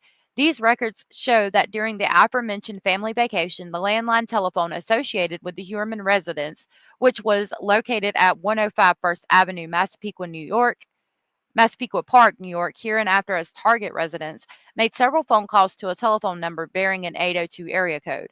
Further investigation has tied this phone number to Smuggler's Notch Resort. Thus, investigators believe defendant Heuermann made these calls from target residence in Massapequa Park to his family staying in Jeffersonville, Vermont. Right there, July 22nd, there's the phone number he called. That phone number goes to Jeffersonville, Vermont. And that's where he's paying because it's long distance. He called at, I think that's 1:54 p.m. during the day. both July 22nd, 1:54 and then 6:25 p.m. When he called at 1:54, he talked for 2 minutes. When he called at 6:25, he talked for 16 minutes. And then July 26th, the day before they were supposed to come home, he called at 10:31 that night and talked for 16 minutes. So he's calling the resort in Vermont to talk to his children who are out of town while Jessica Taylor is while he's either got her in the house or he's cleaning up from committing the homicide and dumping her body. It was important. That's his daughter's like kindergarten graduation. Why would he not be there on vacation with them? He's thinking this is too fun for them and I want to do something fun for me too. Yeah. But Asa believes, he's got her trained to think, oh, I just don't want to go because there's architecture. I need to work. I've got to do construction in town. So I need to stay home and work. But you go ahead and take the kids and you guys enjoy yourself. I wouldn't be much fun anyway. Like the Six Flags thing. Oh, well, you go take the kids. Victoria loves the roller coasters. I wouldn't be much fun anyway. So I'll stay here. I've got work to do anyway. And little did anybody know the work he was committing was homicides on these poor victims. Okay. The Gilgo Homicide Task Force also seized phone records attributable to Heuermann's Manhattan business, RH Consultants and Associates. These records further corroborate Heuermann's stay in New York and the family's travel to Jeffersonville, Vermont, as Heuermann's work landline makes numerous calls during the same week of July 20th through the 27th, 2003, from Manhattan, New York, to the Smuggler's Notch Resort. And right here, while he was at work, he called Jefferson, Vermont on the 21st, the 21st, the 21st, and the 24th. So he called the 21st from work 3 times. The 22nd, he called twice from home. Then he called 2 times on the 24th from work. And then he calls again 1 time on the 26th at 10:31, right before they're supposed to come home. Finally, in July of 2023, the Gilgo Homicide Task Force seized a hard drive from the basement of Target residence. An extraction and analysis of that hard drive revealed that it contained a Palm Pilot backup file, which appeared to contain defendant Heuermann's date book or calendar for the relevant dates. The Gilgo Homicide Task Force subsequently hired a digital forensics expert who, by utilizing native Palm software, was able to convert the above data into readable format. And this is the date book. So from Sunday, July 20th through Sunday, July 27th, every single day it says wife in VT at Smugs, wife in Vermont at Smugglers. He's got it written down so he can coordinate him committing these awful homicides and feeding his insatiable desires with the time that his wife is on vacation. Is he doing these things to protect her, or does she know he has an insatiable desire that he needs to feel, so she does these vacations to give him that time? I think she honestly didn't know. Michael said, "Hi, honey. How are things at home? Anything interesting?" Rex says, no, just the same old. Boring work. You know how it goes. Construction at the job. Dealing with clients. Yeah. So it says, based on the foregoing, the investigation to date has clearly established defendant Heuermann's wife and children were indeed located out of the state during the time of Jessica Taylor's disappearance, which occurred on or about July 21st, 2003.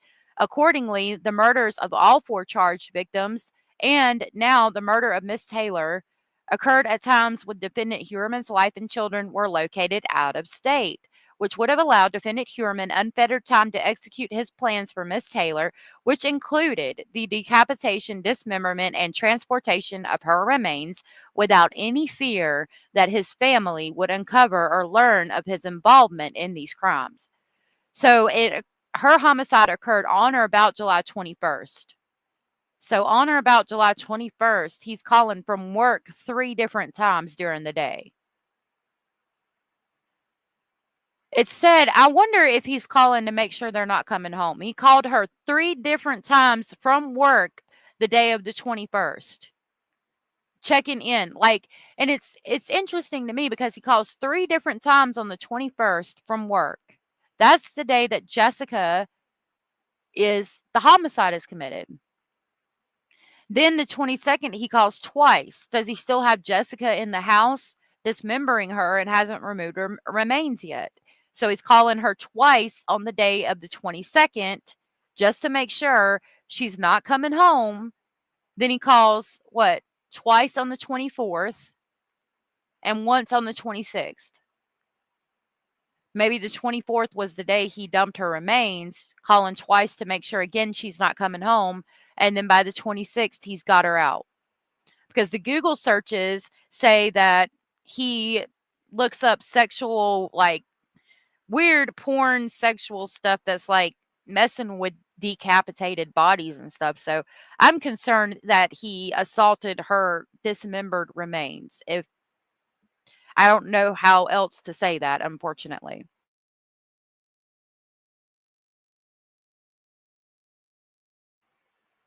Right? Cara said, I think he called her to see if she was on her way home. And I also think that's why he'd send them to Six Flags in Maryland instead of New Jersey. That makes a lot of sense. And what would his excuse be? Well, Maryland's got better roller coasters, and you know Victoria loves roller coasters. So you've got to go to Maryland. Like, get season tickets for the one in Maryland because that's the one that has the roller coasters and the slides and things that Victoria likes. So why don't you just go to Maryland? It's not that much further, or whatever the excuse was, making it seem completely innocent. Oh, I care about you. I care about the kids. My thought process is what's going to make them the happiest. So that's a better Six Flags. Take them there. Meanwhile, it wasn't that at all. I don't think he ever thought he'd be caught, Tom. His ego's too big. He's too narcissistic, and he'd been getting away with it since the 90s. Yeah, Southern and Michael said, I don't think he did. I don't think people like him believe they believe they're smarter than anyone else. Yep. Okay, Max, have a good day, sweetheart. Allegedly bingo. We need to do that sometime. Okay.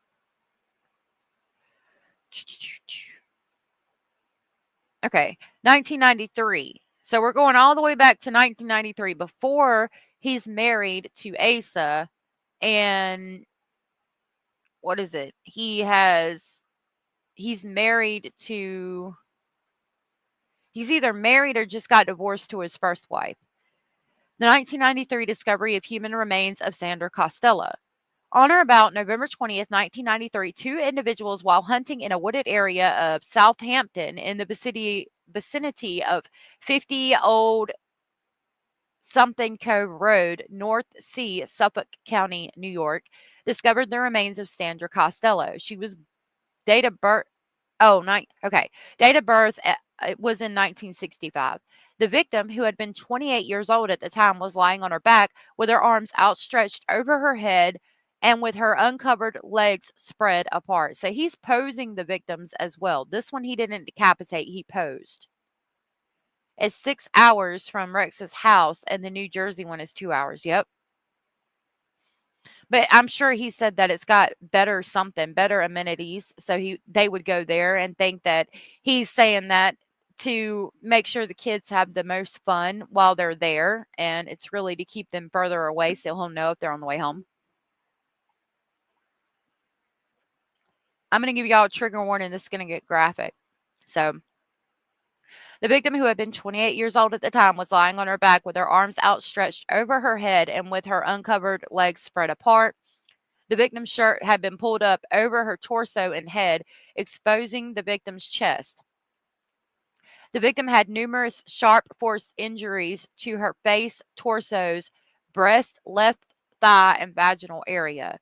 Miss Costello was a native of Trinidad and Tobago, but had been living in New York prior to her disappearance and homicide.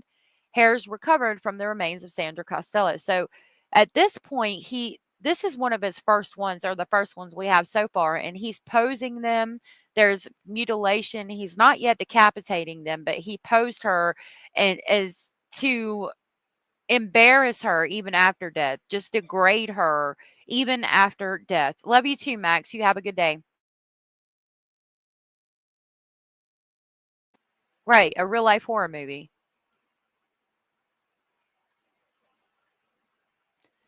During the course of the 1993 investigation, Miss Costella's body was examined by a forensic scientist with the crime lab, which led to the recovery of 3 hairs from the victim's remains. One from the victim's right arm, hereinafter female hair on Costella, one from a take lift of the striped shirt above the victim's head, hereinafter male hair on Costella, as well as one from tape lift of the white shirt above the victim's head, hereinafter unidentified female hair on Costella, collectively hairs on Costella. In 2014, well before the identification of Rex as a suspect in Miss Costella's murder, the hairs on Miss Costella were sent to Forensic Laboratory 2, which was able to develop a unique mitochondrial DNA profile for each of the hairs on Costella. On or about August 1st, 2014, Forensic Laboratory Number 2 received an exact extract of John Bitroff's buccal swab. Forensic Laboratory 2 was then able to develop a mitochondrial DNA profile from John Bitroff's buccal swab and subsequently compared it to the mitochondrial DNA profiles that had been previously generated from the hairs in Costella. At the conclusion of its analysis, Forensic Laboratory Number 2 was able to exclude John Bitroff and his maternal relatives as contributors of the hair on Costella. Recently, the Gilgo Homicide Task Force requested Forensic Laboratory to undergo forensic testing, specifically comparing mitochondrial DNA profiles for each of the hairs on Costella, which had been developed back in 2014 prior to Heuermann emerging as a suspect in Miss Costella's homicide, to known samples provided by the Gilgo Beach Homicide Task Force. On or about February 29th, 2024, Forensic Laboratory Number 2 issued a report concluding that the mitochondrial DNA profile developed from the male hair on Costella and the profile developed from defendant's buccal swab are the same. Specifically, at a rate would, as per the EMT database, exclude 99.96 of the North American population. We've already read about all that, pretty much. So Heuermann cannot be excluded as the contributor of the male hair on Costella. Prior to Miss Costella's disappearance and homicide, defendant Heuermann had been living with a female individual whose identity is known to law enforcement hereinafter as witness 3. So that's probably going to be his first wife. During the course of this investigation, the Gilgo Homicide Task Force was able to secure a buccal swab from witness 3, which was secured via her consent. On or about March 29, 2024, the Gilgo Homicide Task Force brought a DNA extract of witness 3's buccal swab to Forensic Laboratory Number 2 for analysis. On or about May 8, 2024, Forensic Laboratory Number 2 issued a report concluding that the mitochondrial DNA profile developed from witness 3's buccal swab and the profile developed from the female hair on Costella share a common base at all compared positions. That at a rate that would exclude 99.98 of North American population. So basically, witness 3, who had but no longer resided at the target residence, was the contributor or cannot be excluded as the contributor of said hair on Miss Costella. On or about March 8, 2024, the Gilgo Homicide Task Force brought a cutting of hairs on Costella as well as a DNA extract from witness 3's buccal swab to laboratory number 1. They got a autosomal nuclear DNA comparison. I don't have to read all that.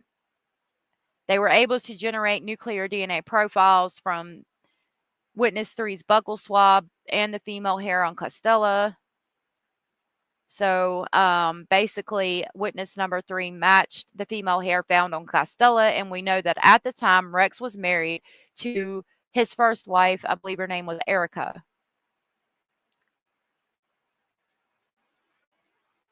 DNA has been the best ever since it could be used and proved. Yep. All those crazy killers have the same style of glasses. I don't know what it is about those glasses, but if you have them, you're a potential serial killer. I don't know. It is weird. They're old school glasses. I've noticed that myself. The chart below summarizes the results from laboratory number 1 and laboratory number 2, which each individually have been able to determine that hairs recovered on now 5 of the 6 charged victims are forensically tied to defendant Huerman, members of his immediate family, or individuals with whom Huerman resided, lending further support to the conclusion that defendant Huerman is the individual who committed the homicide, stripped, restrained, and transported the remains of Jessica Taylor and Sandra Costello, as well as the Gilgo Four, until they were discovered in 1993, 2003, 2010, and 2011. All right, so we're going to go over the chart of what they found. First wife was Elizabeth. Thank you. I said Erica. I appreciate that. Okay, so right here we have the victim, designation of bail letter, or basically what they tested, approximate location of hair recovery in this little area here, mitochondrial DNA results. So these are the results, and nuclear DNA results right here on the very end. Okay, victim Sandra Costello. What was tested was a male hair on Costello. They got it from a tape lift of the striped shirt above victim's head. When they did the analysis, 99.96% of North American population could be excluded, but Rex Huerman could not. Rex Huerman is way more likely to be the person who left the male hair on Sandra Costello. Now we're at Sandra Costello again. There was a female hair on Sandra Costello. It was located on her right arm. They compared it to witness 3, which I do believe was his first wife, Elizabeth, and it is, there's the the hair has an identical genetic profile as witness 3. Jessica Taylor, there was a male hair underneath Taylor. It was on a surgical drape underneath the victim. Rex Huerman cannot be excluded. Identical genetic profile as Rex Huerman and the hair. So they matched his hair to the male hair underneath Taylor. Maureen Brainerd Barnes, there was a female hair on Maureen Brainerd Barnes. It was at the buckle belt of the belt restraining the lower body. They can't say that Rex Huerman, there's no information available on if he can be excluded, but is 7.9 trillion times more likely to come from an individual with the identical genetic profile as Asa Ellerup. Megan Waterman, first of 2 female hairs found on Waterman outside the head area. 99.96% of North American population can be excluded, but Asa and Victoria cannot. And there was an identical genetic profile as Asa Ellerup and the hair. Megan Waterman, the second female hair found on Waterman, was in the area of the head, and it has the same genetic profile as Asa. Megan Waterman, there was a male hair on Waterman at the bottom portion of the burlap she was wrapped in. Rex can't be excluded, and genetic profile is identical to Rex. Amber Costello, there was a female hair on Costello, tape in the area of the head. They can't exclude Asa or Victoria, and the genetic profile matches Victoria. I mean, I think that this chart right here is pretty damning as well. Oh, I was like, why is it? Oh my goodness, thank you. Crockett, thank you so much. Why would you say sorry it's not more? Thank you. You don't have to give me anything, sweetheart. I really appreciate that. Thank you. That was so sweet of you. Don't ever apologize. You know, my mom told me once, I found a cup, I got a mug for my grandmother, and I liked the mug, but I had wanted to find one that was specific to her. And so I gave it to my grandmother, and I said, I really like this mug that I gave you, and I think you'll like it too, but I'm sorry that it's not better. And my mother told me, don't ever apologize to somebody before you give them a gift. And you just gave me a gift. You don't have to apologize. Don't ever feel like that. And it's good to see you. The first wife hasn't spoken to public Southern cats, and that is a lot of evidence.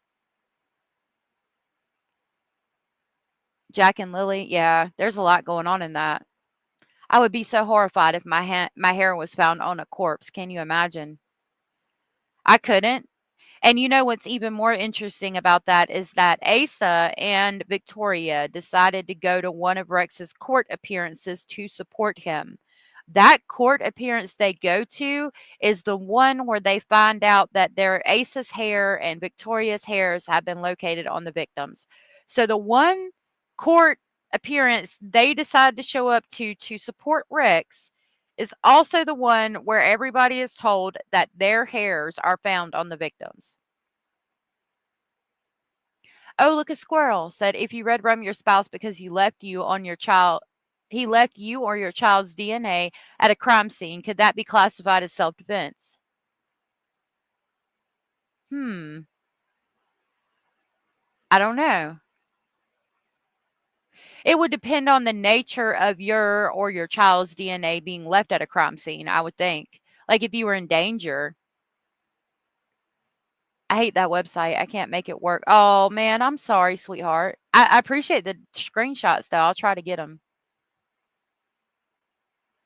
I don't know why YouTube's being so weird. It should be. Yes, it should. Okay. Hold on. So this is titled Huerman's Unfettered Access to Target Residence During Disappearance and Murder of Miss Sandra Costello. As noted, Supra, based on post-arrest interviews with the witnesses, the Gilgo Homicide Task Force has learned that Witness 3 and Defendant Huerman began living together at Target Residence in 1993. So this is going to be the first wife. September of 1993, approximately 2 months before Miss Costello's disappearance and homicide, Witness 3 moved out of Target Residence. Prior to Witness 3 leaving Target Residence, Huerman's mother had moved out of Target Residence. Based on the foregoing, neither Huerman's mother nor his first wife were living at the Target Residence during the time of Sandra Costello's murder. Accordingly, the murders of all 4 charged victims and now the murder of Miss Taylor and Miss Costello occurred at times when defendant Huerman would have had unfettered time to execute his plans for each victim without any fear that his families or other residing at Target Residence would uncover or learn of his involvement in these crimes. Newly discovered digital evidence. As detailed in Exhibit A following Huerman's arrest, numerous search warrants were executed at Target Residence, which culminated in the seizure of over 350 electronic devices.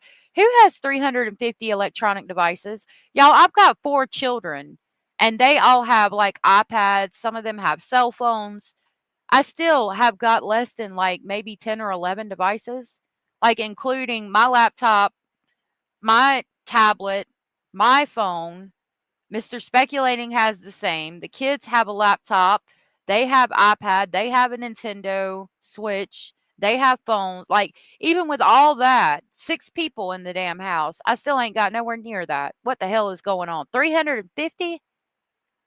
Carr said, if my hair winds up on a corpse, I'm leaving. How the fuck did my DNA get on not one, but multiple victims? There's no way you can convince me to stay.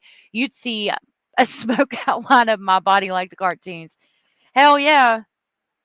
But what if she's thinking that the police planted it? But for what reason? Like, what would he have told her to make her think the police are planting evidence? I've never had such a hard time girl, I get that a lot. I get that a lot. There was a lot going on in 1994. That might be why you're having such a hard time. I appreciate you trying. I really do. That was really sweet of you. Not mouthy, just to the point, and it's their problem, not yours or ours. Yeah. Yeah, that whoop, whoop, whoop, whoop, whoop. I can't even do it, but yeah. This car is running out the door. Whoop, whoop, whoop, whoop. Okay. In the numerous subsequent, what the crap does that say?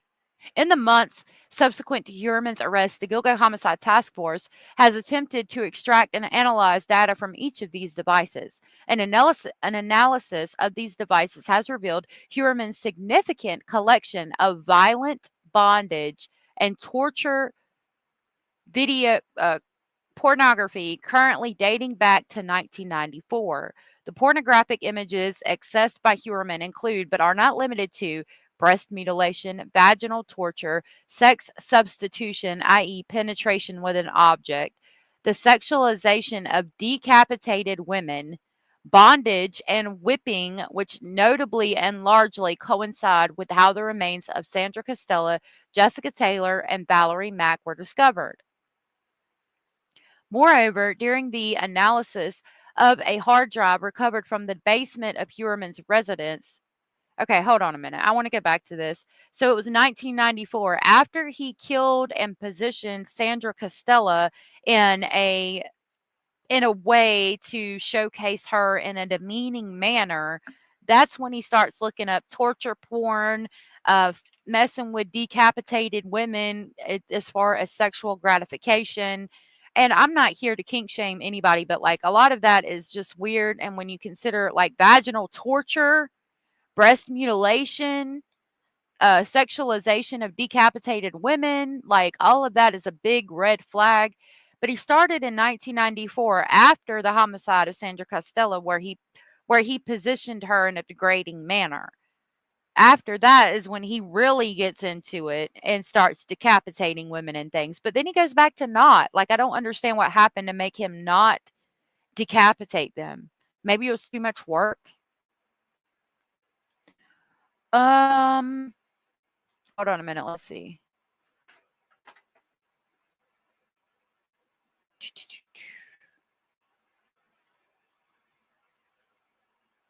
It was 1993.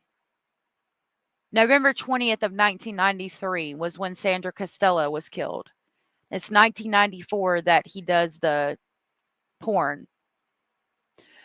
Moreover, during the analysis of a hard drive recovered from the basement of Huerman's residence, the Gilgo Task Force recently discovered a Microsoft Word document entitled HK 2002 to 2004. The document was discovered in an unallocated space. Allocated space refers to stored data that a computer is using, files that are viewable and able to be opened by a user. On the other hand, unallocated space refers to available or unstructured data, which is not readily viewable and able to be opened by a user. Unallocated space frequently contains room for new data or old data that has been deleted, sent to the recycle bin, overwritten, or etc.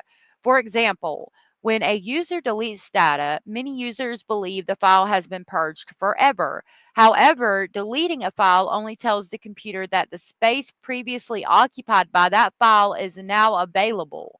The deleted data will remain in unallocated space until another file is written over it. Data contained within unallocated space can be retrieved via a computer forensic extraction method called file carving.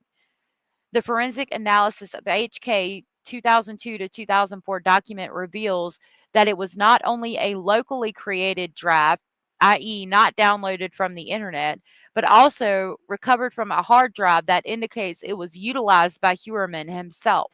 While the original document appears to have been created in 2000, based on the original title HK 2000 to 2003, it is this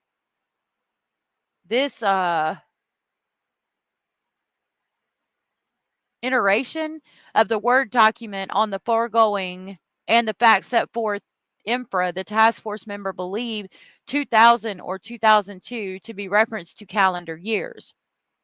The task force members also believe, based on the foregoing and the facts set forth, the Microsoft Word document to be a planning document utilized by Huerman to methodically blueprint and plan out his kills, hereinafter as HK planning document. So there's the document, the main document. And what they're saying is he created it in 2000 and deleted it or came up with a better plan and then renamed the same document 2002 to 2003. Because with what we've got so far, I mean, there's lots of time in between the homicides. The internet has ruined so much. It really has. You know what? You're right. Starting March 19th, 94, there was lots of different court records for him. That's really interesting. I'm going to download that from you. Okay. The HK planning document begins with a 4-category section with the underlined headings of problems, supplies, DS or dump site, and TRG or target. So hunt HK, they think it means hunt and kill, which goes back to what we've been talking about for days with the possible hunting club. You know, he's hunting bear, the ultimate animal to kill. Well, when he's not satisfied killing bears anymore, what's he going to go to? Human. What if there was some kind of hunt club? So, hunt and kill 2002 to 2004 problems. What kind of problems do we have when we're hunting and killing humans 2002 to 2004? Well, you got DNA and the possibility of it being left on the body or wherever. Tire marks where you dump the body or where the victim is picked up, depending. Blood stains in the house. That person's fingerprints in the house or fingerprints on the victim's body. MO, plastic bag, cat litter. So, method of operation or like a plastic bag or cat litter. I don't know what MO means. Let's see.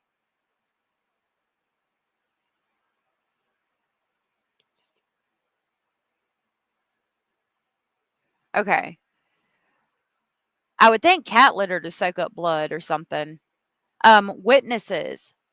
Trace source of supplies. So, wherever you pick up the supplies to commit the homicide. Bye, Indy. Wherever you pick up the supplies to commit the homicide, they could be traced. Foot or shoe prints. So again, shoe prints left at the scene where you're dumping the body. Photos, question mark. Misleaders. So that means things that you put down to mislead the police. Police stop. Are the police going to pull you over? Like I believe Stephen Stearns was afraid of when he had Maddie in the car and got the flat tire. The truck getting stuck. That's why he made sure he had a 4-wheel drive vehicle. Fingerprints in gloves. If you leave gloves at the scene of the homicide, your fingerprints would be inside the gloves and they could match that. So, how do we keep our fingerprints from getting in the gloves? Plastic bags matched to the box. And that was relatively new at that time. They can match trash bags, grocery bags, they can match it to the box it came out of. Okay. So he's saying if you leave plastic bags, they could be matched to the box that it came out of. Like I've seen where they would take a plastic bag that a homicide had been committed, they would match it to the box and get the number and then say, okay, this box came from this batch that was sent to Walmart during this time period of approximately a week or two. They would go back and look at the camera footage and see who bought it. That's what that's referencing. Hair and fiber, carpet fiber from the house, hair from his head. Is any of that going to be left on the body at the dump site? How do we keep that from happening? Now, the supplies he needs booties to keep shoe prints and any kind of DNA material to be left at the scene of the crime. He needs lye or acid to decompose the body. He needs a police scanner to see if he's been made and know where the police are or are not. He needs a rope or a cord to tie them up, maybe. A saw or cutting tools for decapitation. Hair nets to keep hair from getting on the victim. Photo film. So he's going to take pictures and develop them. I wonder if the police got any of those pictures. A burn can to burn any evidence, any clothes, any tarps. Foam drain cleaner. So that tells me right there why he redid the bathroom, the blood in the drain. Body wash wipes. Okay, so he's going to wipe the body off after he's done to make sure there's no DNA. Tarps and drop cloths to put the body on, medical gloves to keep his DNA from being there, bags and tape to put the body in, large electric clips. That's some kind of sexual desire. Ratched cargo strap. Again, some kind of sexual desire to like suspend somebody or something like that. The drop claws are to keep blood from getting on the walls and on the floor. Hey, stolen. They can also tell what roll of tape duct tape was from. Yep. Yep, the killer's MO. It is just really sad that his victim's last vision was this depraved piece of shit. It really was. Seeing all these things and having all these things happen to them. DS, dump site. Dump site 1, Mill Road, where Jessica was found. Dump site 2, question mark. Where's dump site 2 going to be? A dumpster site. Next time, recon dumpster location. So he, at some point, was thinking about putting bodies in the dumpster. Target. Target 1, Megan. Small is good. Target unknown, black. So it reads, based on the Gilgo Homicide Task Force training and experience, the members believe problems to be a guide on issues to avoid apprehension, supplies to be a reference to what supplies are needed to carry out the serial homicides, to yield to something to keep from being apprehended and avoid leaving behind DNA evidence. The DS heading appears to be an acronym for dump site, which is corroborated by the discoveries of Valerie Mack, Jessica Taylor at 2 separate dump sites, the vicinity of Mill Road and Ocean Parkway, under the same heading. Is a note regarding dumpster site, which the task force member believe is a reference to how Heuermann disposed of physical evidence in a manner dispose of the following section below. TRG appears to be a reference to target or victim. See embedded image below. It is important to note that the known victims thus far are all petite women, which is consistent with the small is good entry in the document, lending further support to the aforementioned conclusion that TRG references victims or targets.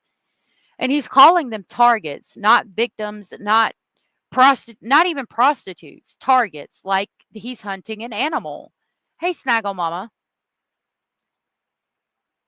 So here it shows again, target 1, Megan, small is good, target unknown, black, dump site 1, Mill Road, dump site 2, question mark, dumpster site, next time, recon dumpster locations.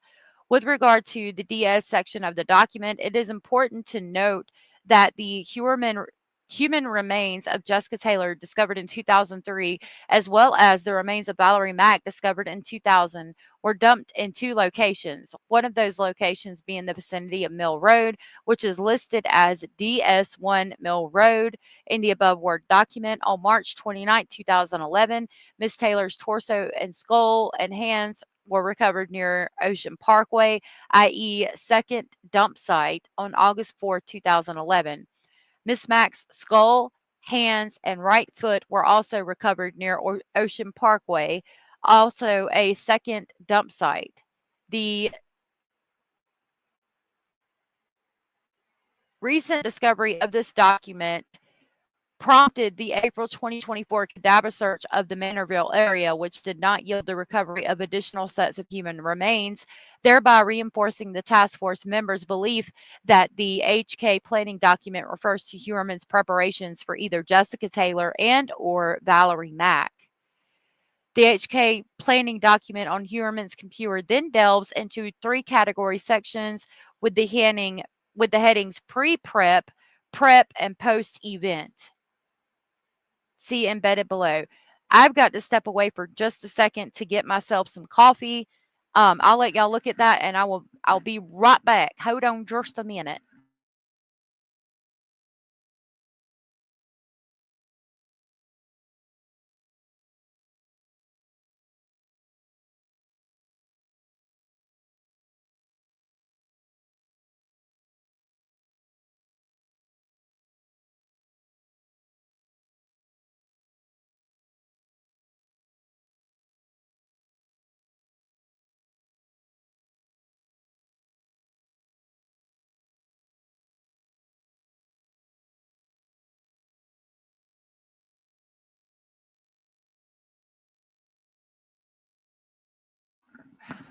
Okay, I'm back. Oh, this is damning. I mean, and I'm wondering why Asa Ellerup, I know she's seen this, and I know Victoria has too. So how can you see all these things and not think that Rex Heuermann did this? Like, really? Does she think that what happened to um oh my gosh, Richard Allen is what's going on with Rex? Like, this is completely different. He is 6'4" and he's huge. Oh my goodness. Hey, occasionally classy. I do the same thing. I listen and aggressively pull weeds from my garden too. Them beer goggles are thick, no doubt. Oh wow, 4'10" and her husband is 6'4". He's not named Rex, is he? Okay. So, this is prep. So, before he even begins to prep to do what he plans on doing to these poor victims, he needs to get his vehicle inspected, and that's to keep from getting pulled over by the cops. He needs to engage target 1, so he needs to find who his target is going to be and set up the date. He needs to recon dump site 1, so he needs to find where he's going to dump her. So he's doing all this before he even goes on the date. He's talking to her, and he's already picked out dump site 1 and located dump site 2. So he's already done recon at dump site 1 to make sure there's no cameras, no people, nothing around, and he's located dump site 2 just in case. He gets a weather report because if it's raining and he's going down, like, let's say, a dirt road or something, he's going to leave tire marks and tire prints that can be tracked back to him. Well, I'm glad to hear that. That's usually how it goes. Short but bossy, like little chihuahuas. I got a pretty big attitude too. I'm 5'7", but my attitude says I'm about 7 feet tall. I got a mouth when I want to. Okay.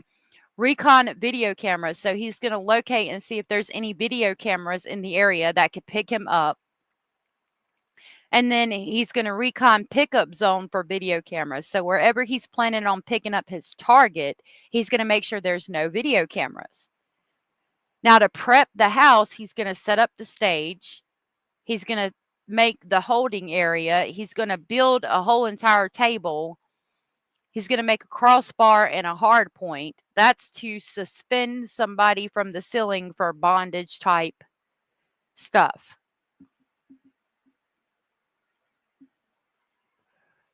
I think the mind doesn't want to accept all this evidence and truly relate the times, things that he said, etc.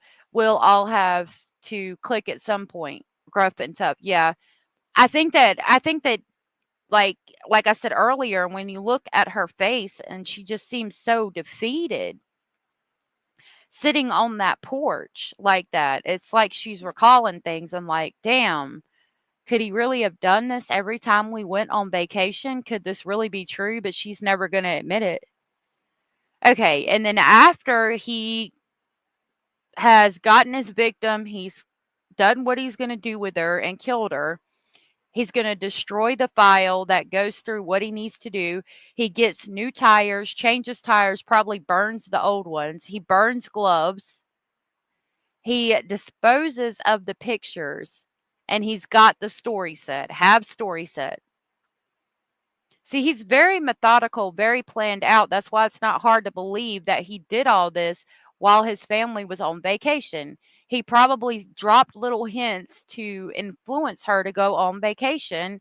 And he did. I mean, there's a lot of methodical planning going on here. And I think that, again, is why he went so long without being caught. Aw. That's so sweet, Cara.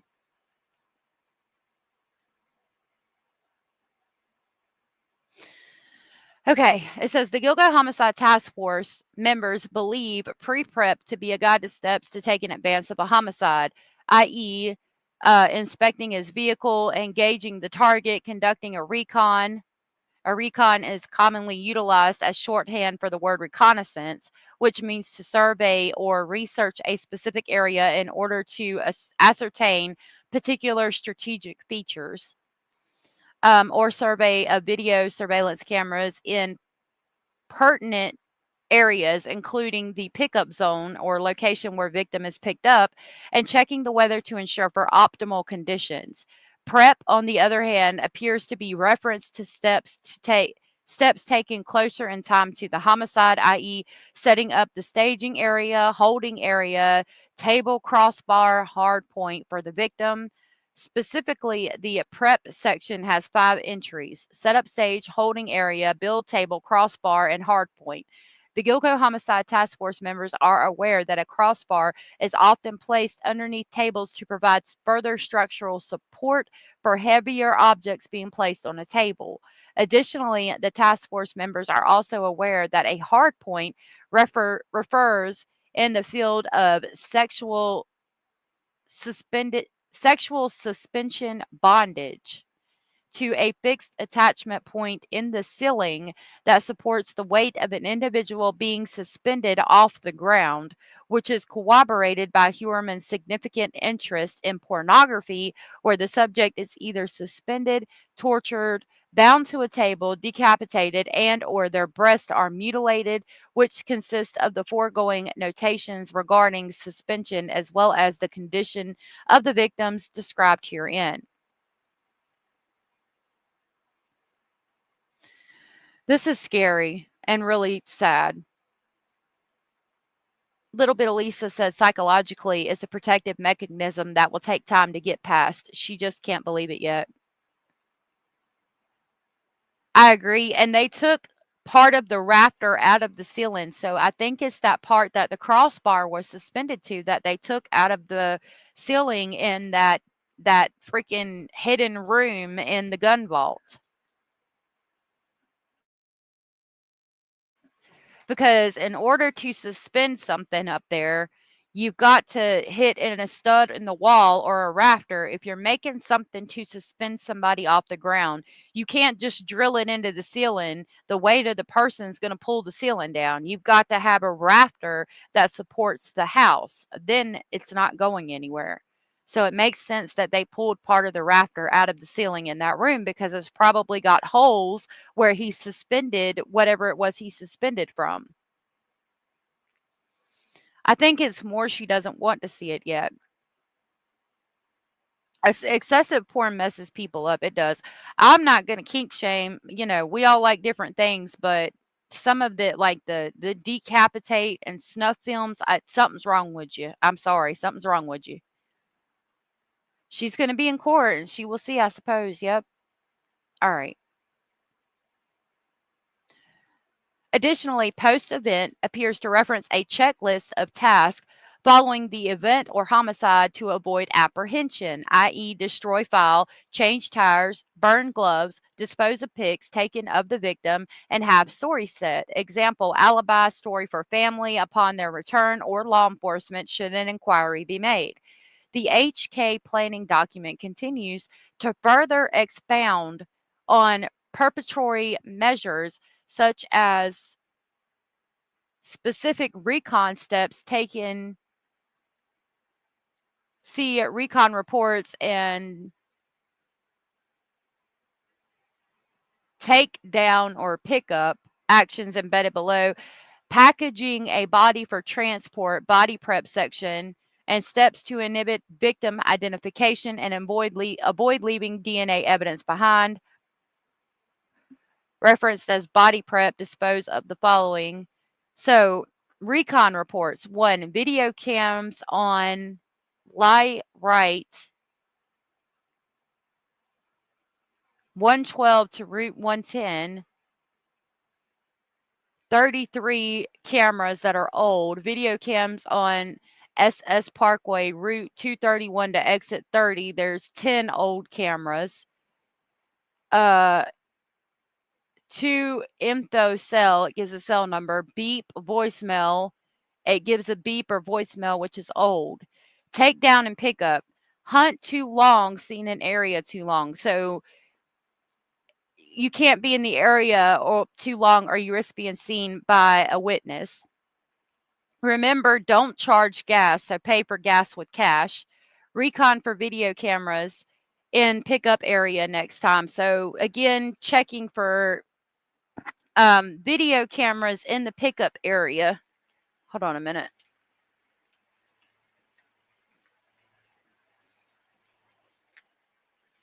I had to fix this vent real quick. Okay. So body prep. Wash inside and out. Oh my God. Okay.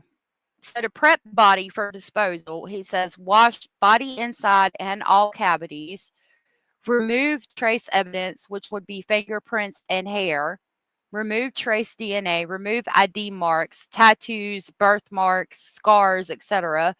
Remove the marks from the torture. Remove the head and the hands. Package for transport. Dispose of the following: tools and devices, targets, clothes and personal items, drop cloths, wipes and towels, props, toys, wood items, anything that touched target one, what he wore, destroy book and computer files, burn the gloves, dispose of box of plastic bags to avoid trace. Wow. This is insane. SS Parkway is Southern State Parkway. Wow. Yeah, he's an architect, so he knows this. 231 is also called Deer Park Avenue, and it goes from Babylon to Massapequa. Oh, wow. I drove all those roads all the time. That's so scary, Cara. I'm glad you're okay. They are hideous.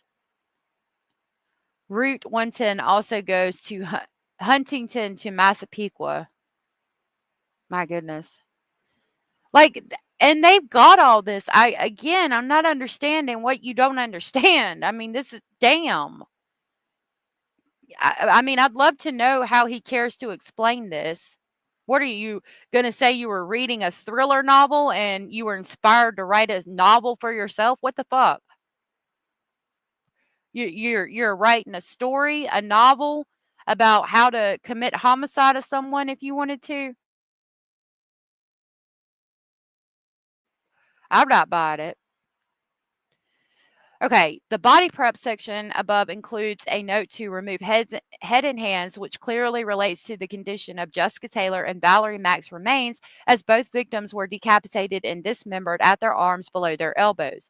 Additionally, each of these victims' remains, as well as the remains of the Gilgo Four, were indeed packaged for transport, as this section indicates to do, further increasing the significance of this document's presence on Heuermann's laptop computer. Finally, this section also includes a note to remove ID marks and tattoos. As noted supra, the examination of Miss Taylor's body in July of 2003 indicated numerous sharp linear injuries to the victim's skin, specifically around where Miss Taylor's tattoo had been located, which investigators believe was intended to inhibit the identification of Miss Taylor's tattoo and therefore Miss Taylor in a manner consistent with the HK planning document. Furthermore, the dispose of the following section lists destroy computer files, checklist item, the presence of the HK planning document in an unallocated space demonstrates Heuermann's efforts to destroy or delete computer files in a manner that is consistent with his notation. As set forth in Exhibit A consistent theme of Heuermann's computer activity is the use of forensic wiping software in a manner that is consistent with this notation in the HK planning document.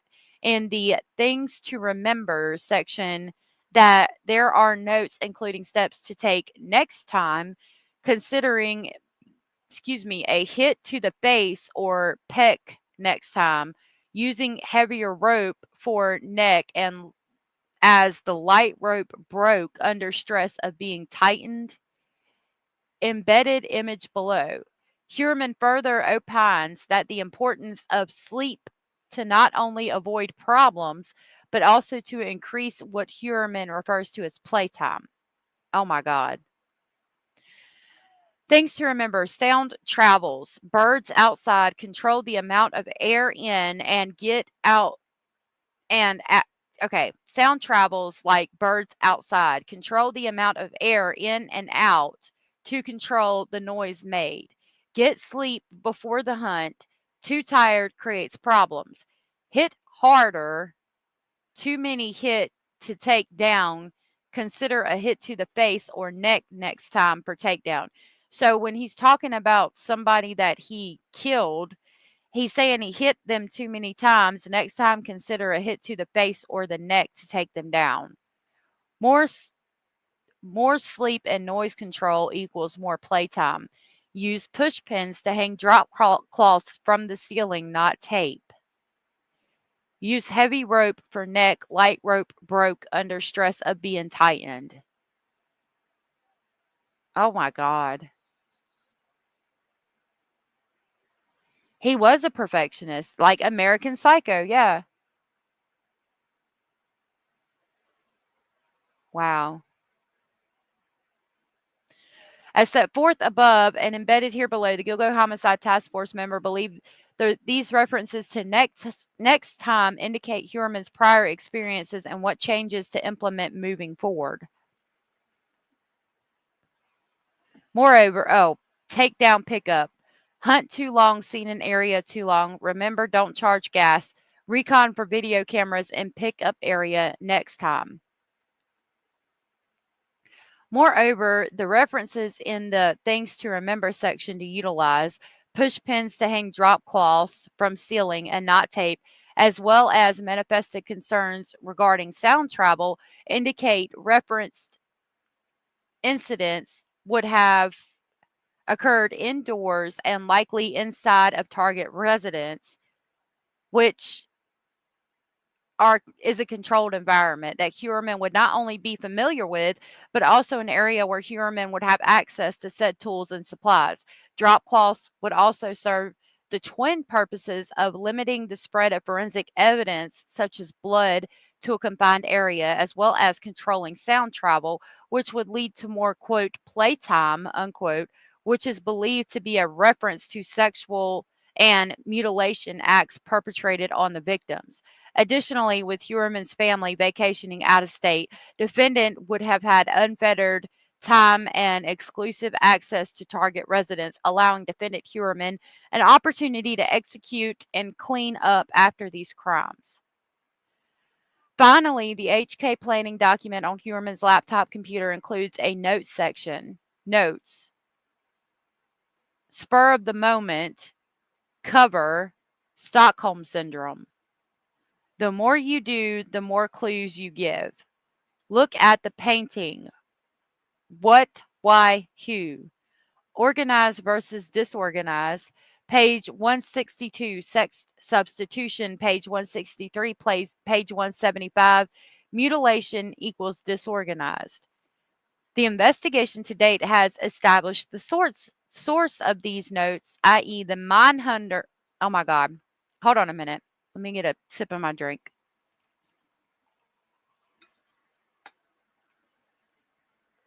Okay. The investigation to date has established the source of these notes, the Mindhunter paperback book authored by John Douglas. John Douglas is a retired special agent and profiler from the FBI who spent over 25 years in the BAU, or Behavioral Analysis Unit, during his time with the FBI. Douglas interviewed over a dozen serial killers and other violent sexual offenders, which led to numerous publications, including the Mindhunter book.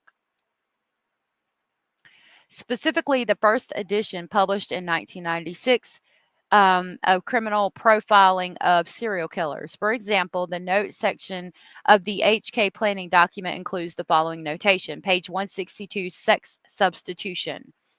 Page 162 of said book does indeed reference sex substitution, penetration with an object, as Douglas described the rather horrible sexual mutilation and masturbation over the victim's body, but no intercourse. The penetration with the umbrella and pin were acts of sexual substitution.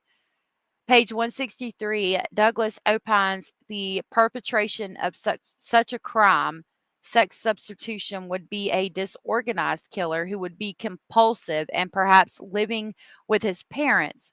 Accordingly, the notation contained the HK planning document is consistent with the aforementioned book in the page number and the subject matter. The notes section of the HK planning document also include the following notation. Page 175, mutilation disorganized. Page 175 of the first edition Mindhunter book, Douglas describes a woman's screams and shortly thereafter how the woman's throat had been cut and her naked body mutilated.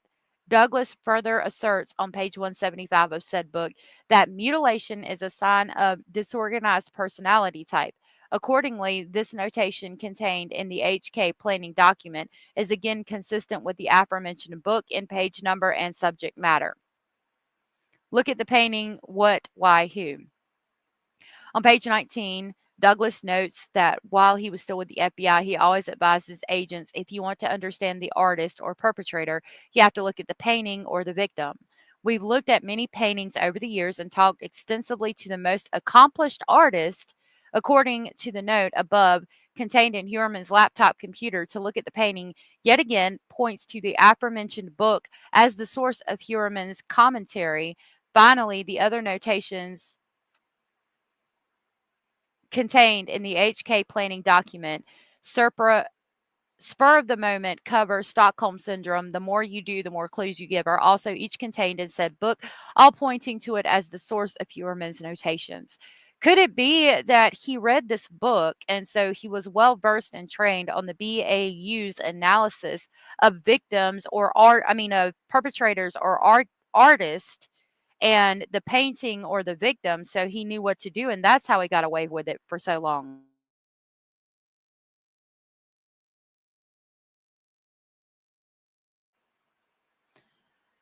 My grandmother told me that, and I've never forgotten it. Power went off. Oh, I'm sorry, Tom. I've seen this as a red flag among serial killers. They are somehow abused by them, meaning mom abusing their kids. You know, he was living with his mother, and when his mother moved out, he kept that shrine as a house to her. I'm wondering if there was some kind of incestuous relationship going on between him and the mother.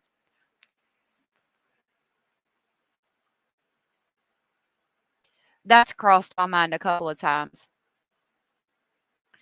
Stockholm Syndrome is a psychological condition that explains why victims or hostages can sometimes develop a psychological bond or empathy for their captor or abuser. So he's got Stockholm Syndrome written down specifically. So I can only imagine the victims pleading for their lives and saying, I won't tell anybody. I won't tell anybody. I'm so sorry. Please let me go home to my children.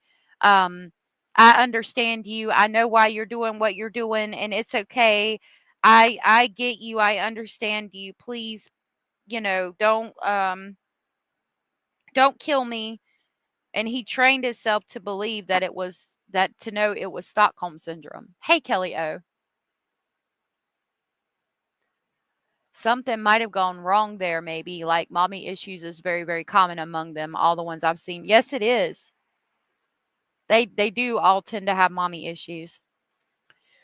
The foregoing is corroborated in part by Heuermann's possession of other serial killer books authored by John Douglas. During the initial search warrant executed in July of 2023 at Target residence, the task force observed that Heuermann possessed in his home office a book entitled The Cases That Haunt Us, which outlines the facts, evidence, and victimology of several notable serial murder cases. From Jack the Ripper to John Benet Ramsey, the FBI's legendary Mindhunter sheds light on the mysteries that won't go away. It's Lizzie Borden, the Black Dahlia.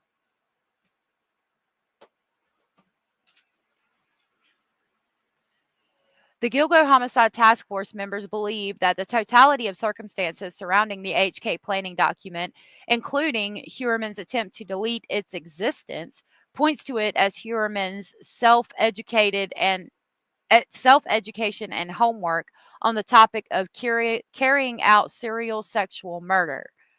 Heuermann's pointed concerns regarding avoiding being captured on video surveillance, leaving behind forensic evidence, what supplies to purchase, how to package a body for subsequent transportation to dump sites, wash body inside and all cavities prior to package for transport, avoiding a paper trail, tying him to crimes and or crime scenes, remember don't charge gas, concerns regarding noise and or air travel which could inhibit playtime, and how to improve next time further confirm that he merely by looking within the four corners of the document itself, its relevance in this regard. This belief is further corroborated when looking at a litany of external factors, including how the six victims now attributable to Heuermann were indeed packaged and transported, and in the case of Miss Taylor, how her head, hands, and tattoo were removed and or obliterated, consistent with the document's instructions. Furthermore, an analysis of Heuermann's computers confirms the HK planning document was in unallocated space and had been deleted, which is consistent with not only the destroy computer files notation, but also Heuermann's established use of forensic wiping software. It is. It really is. Monsters like him get off on the victim's fear and pleading. Yeah. They do, and it is sick. I'm so sorry, Tom. Penalties. If convicted, the current charges, if convicted on the current charges, defendant Rex Heuermann faces multiple sentences of life without parole.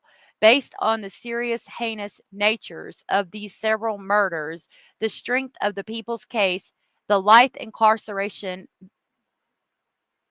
the defendant faces upon conviction, the extreme measures the defendant took to attempt to avoid apprehension for over a decade, the defendant's indictment on these additional charges, which now incorporate a fifth and sixth victim, the people remain steadfast that the only means to ensure the defendant's return to court is to remand the defendant without bail. And this was from June 6th of 2024. So about a year ago. Let me see what I have.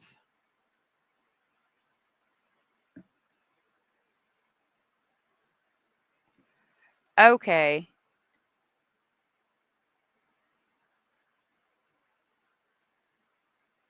Hold on a minute. So, Glitter is Forever sent me some information on his first wife and a few other things.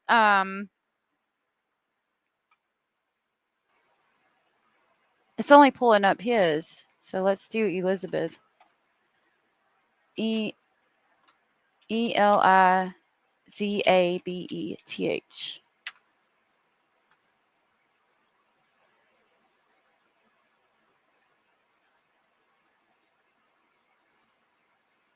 Please verify the search criteria and try again.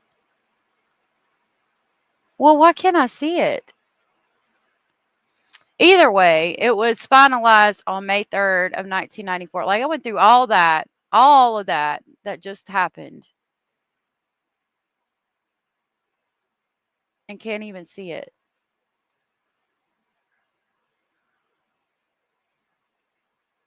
About partially blocked is what it shows. Well, that's bullshit. Well, now that I've done all that,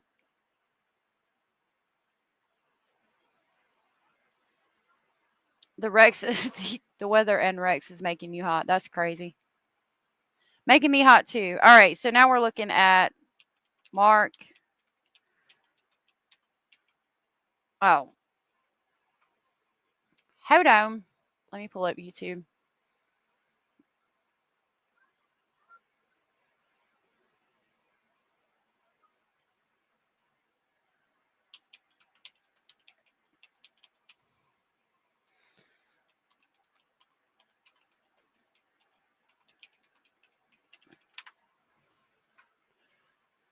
Oh my God.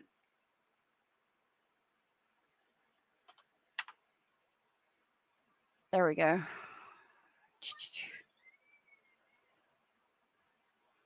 Well, where's the one-on-one?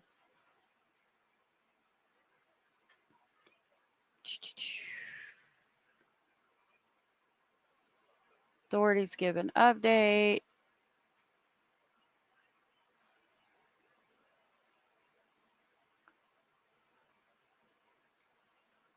Mike Morrison. Let me try that.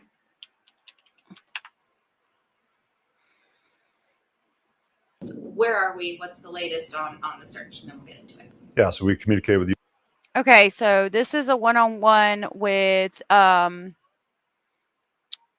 with the sheriff that's looking for Travis Decker. U.S. Marshal Service this morning. They're continuing their efforts. They're networking with Kittitas County Sheriff's Office. Thanks to Sheriff Myers for putting his units on the ground, searching the Teanaway, up Liberty. We had our search and rescue team also back up in the Enchantments, which is our Alpine Lakes area, checking that area. I know they went up to Presic Peak, checked a couple spots of interest up there. And then we were doing our debriefs with Chief Moody and our detectives and investigative unit, just making sure that we have the case in place and ready to go in front of the prosecutors and the courts when we have Mr. Decker in custody.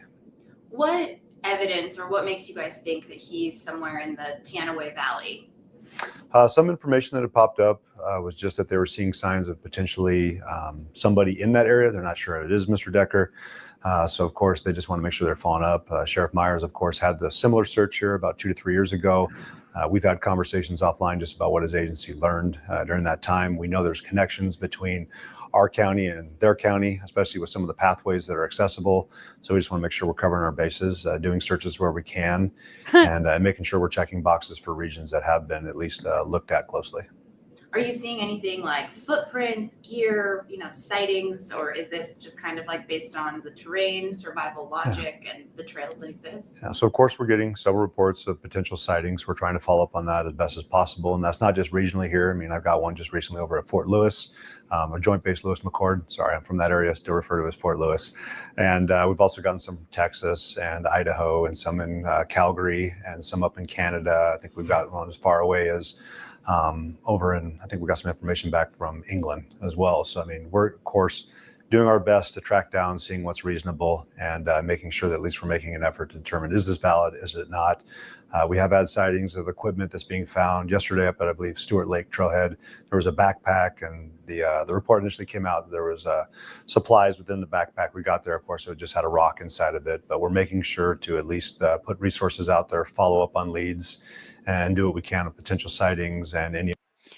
If he had a backpack, I don't think he'd be leaving it. Y'all are killing me. I don't think he'd be leaving it, and any sightings I would think would be on the trail or somewhere. I don't think he's made it out of there yet, but I could definitely be wrong. Any other equipment or supplies that may have been found, and see if there is any kind of correlation to our case. So do you think that backpack was his? No, I think that, the amount of hikers that we have go up in that area, at times equipment gets left behind, but we're going to go up there, we're going to check, see what we can find. And we know that we've had similar instances, like in our past case in Kittitas County, that individual was going through campsites, taking supplies, breaking into houses, breaking into stores. And so, of course, we're trying to follow up when individuals are calling and say, hey, I think there's some stuff that's been missing from my house. And we're trying to see, does that connect in with our case that we're following up on? So we're talking about a huge geographical area. When you look at the west end of our county, Chelan County itself, 2,900 square miles plus. And you're just trying to focus on some of probably our most mountainous wooded terrain. So it gives us a lot of challenges, but thankfully we've had a lot of other agencies and volunteers that have been willing to put forth their time and effort. And we kind of talked a little bit offline about how much money has been spent by Spokane County Sheriff's Office, King County, Snohomish County, Kittitas County now getting involved, U.S. Marshal Service, FBI, Washington State Patrol, thanks to Chief Batiste. We've just been very fortunate to have the partners we do. and been able to cover the amount of ground that we have, because we are a pretty capable agency. But when you're talking about taking on an operation this size, it certainly stretches our resources. So we're thankful for that. Yeah, absolutely. You mentioned the break-ins. Are there any credible reports that there were break-ins that might have been Decker? Good almighty. Do we need to see a pimple on his left nostril? Why are we, good gracious? In the last few weeks? No, but one call we just got was that we saw that chicken coop had eggs taken out of it. So of course they were wondering, like, hey, who would have come in and taken our eggs? So we want to follow up on that too, because we understand that could be a food source for somebody. And so we'll continue to put resources out there, track and see what we can find as valid and not valid. How much? That's interesting. A chicken coop is minus some eggs. I mean, yeah, I would see it as it could be possible, and he could be visiting houses and taking things that aren't necessarily his. Y'all are so funny. I could definitely see that he's taking things off of properties as a possibility. At this point, he's been out there for what, 3 weeks, going on 4 right now. Much more complicated does it make this case, knowing that Decker is, a skilled outdoorsman, former ranger, known to go off the grid for 2 to 3 months at a time and just survive in the wild? It gives them a unique skill set, but I have pointed out several times that we have several members of our agency and our partnering agencies that have military members as well, that also have special forces experience. And I would say in many cases, more experience and knowledge than Mr. Decker is reported to have. So we understand it's unique. Not a lot of people like to go outdoors, let alone be out there for months at a time, which it sounds like in talking with his family, he did enjoy doing that. So it does make it a little bit more challenging, but I feel like we have a lot of individuals within our agencies and the partnering agencies that are up for that challenge specifically. I mean, we contract with U.S. Forest Service. We have 2 deputies assigned out there that are Forest Service deputies and know this county better than any other individual I think that would come to visit. You mentioned that you guys are still processing some of the evidence from the original crime scene where you found the girls. Did any of that evidence help point you to where he is potentially now? Is there anything about what you guys have processed recently that you can share? Well, first off, majority of our processing is already complete. The day that we found the vehicle, and then of course, unfortunately, the scene that unraveled after that, Washington State Patrol came in with their crime lab team, processed the scene. We've been giving some of that evidence back, and then of course, we've been going through that as our detectives continue to do follow-ups. So we are getting a better understanding of who he is. We've worked with the FBI's behavioral analyst team, along with the U.S. Marshals behavioral analyst team and their psychologist, who's currently on scene with us here in Wenatchee, trying to get a better understanding of how he thinks, what stuff might be going on in his personal life that might have motivated some of this, and overall just like what his thought process might look like, what his end game might look like. And we've been thankful for the individuals who have reached out, who have known him personally and wanted to share information with us. And that included people who knew him even in the working capacity, personal capacity, or just in passing. So that has been beneficial to us. Do you still believe he's alive? I mean, we're 3 weeks into this. At this point, I mean, unless we find him deceased, I'm going to consider that he is alive. And that's the mentality that we've been trying to put out to I mean, of course they are. And until they find his body, they're going to say that he's alive. I mean, I agree with that. I don't know, with stuff coming up missing from houses and things. Yeah, he's probably still alive, but we could definitely be wrong. But you want to, I mean, regardless of whether you think he's alive or not, you want to act like he is, because there's a possibility that he could be. To our other team members and members within our own agency too, that, he's still out there. We have not found him. He's not accounted for, and we need to keep pursuing him. I wanted to ask you, last week there was that possible sighting of Kolchak where you said, it might have been him. You deployed aerial resources out there, and then the person who may or may not have been him scurried away and got away. What happened there? Was it just timing, the terrain? Again, he had that opportunity where the timing was more in his favor. At the time, we had an Air National Guard air asset up in the encampments area. We did spot this individual who did not seem to match what we were seeing from the other hikers. A lot we were getting, the typical clothing and equipment that you would see, and then this individual off trail, not wearing the normal equipment that you would see for individuals up in there, because there's still snow. We were just up there a couple of days ago, and the route that he was headed towards was just not typical for what you would see through someone, even a through hiker in the enchantments. So that piqued our interest. The fuel was running low, so we had to loop back around, get fuel, come back, but we were able to pick up the track, and just the route that he went back down into Ingalls Creek certainly caused us to think this isn't normal. And so we started tracking through that. And again, I couldn't say it was Mr. Decker, but certainly it was an individual that would not have taken the typical route that most would utilize when they're going through there. So it sounds like he's pretty confident that it was Decker, which again tells us that he's still alive. I want to ask you, the enchantments, that whole area is pretty much a dead zone. Does that also make this hard too if a hiker were to see him? You know, they don't have cell service, so they can't call 911. You do have areas that you still have cell service when you're up there. And it is frequented by quite a bit of people, because even a couple of days ago when I was flying up there assisting with a search, I mean, we saw tents up there, we saw hikers, we saw some climbers up there. So there's still a decent amount of people, even though it's not its peak season, that people try to go up there all year round. So we understand that it's still a very populated area, and will just continue to become more populated once the summer tourism starts to kick off. Does that worry you at all that there'll be more people, or do you think that'll actually help find him? I think more eyes out there, the better, but certainly we're not trying to encourage people to go out there and look for him, because we understand that could put them in potential danger. We still consider Mr. Decker to be a danger to our community and to our citizens. Bye, Allie. X, have a good day, sweetheart. So we'd say proceed with caution, be aware that, you know, this search is ongoing until we find him, and that, again, we're not going to restrict their access into that area at this time, just based off conversations we've had with the U.S. Forest Service and the Rangers up there as well. But if we do find something that leads us to believe that he is up there, we may go back to restricting access in there again.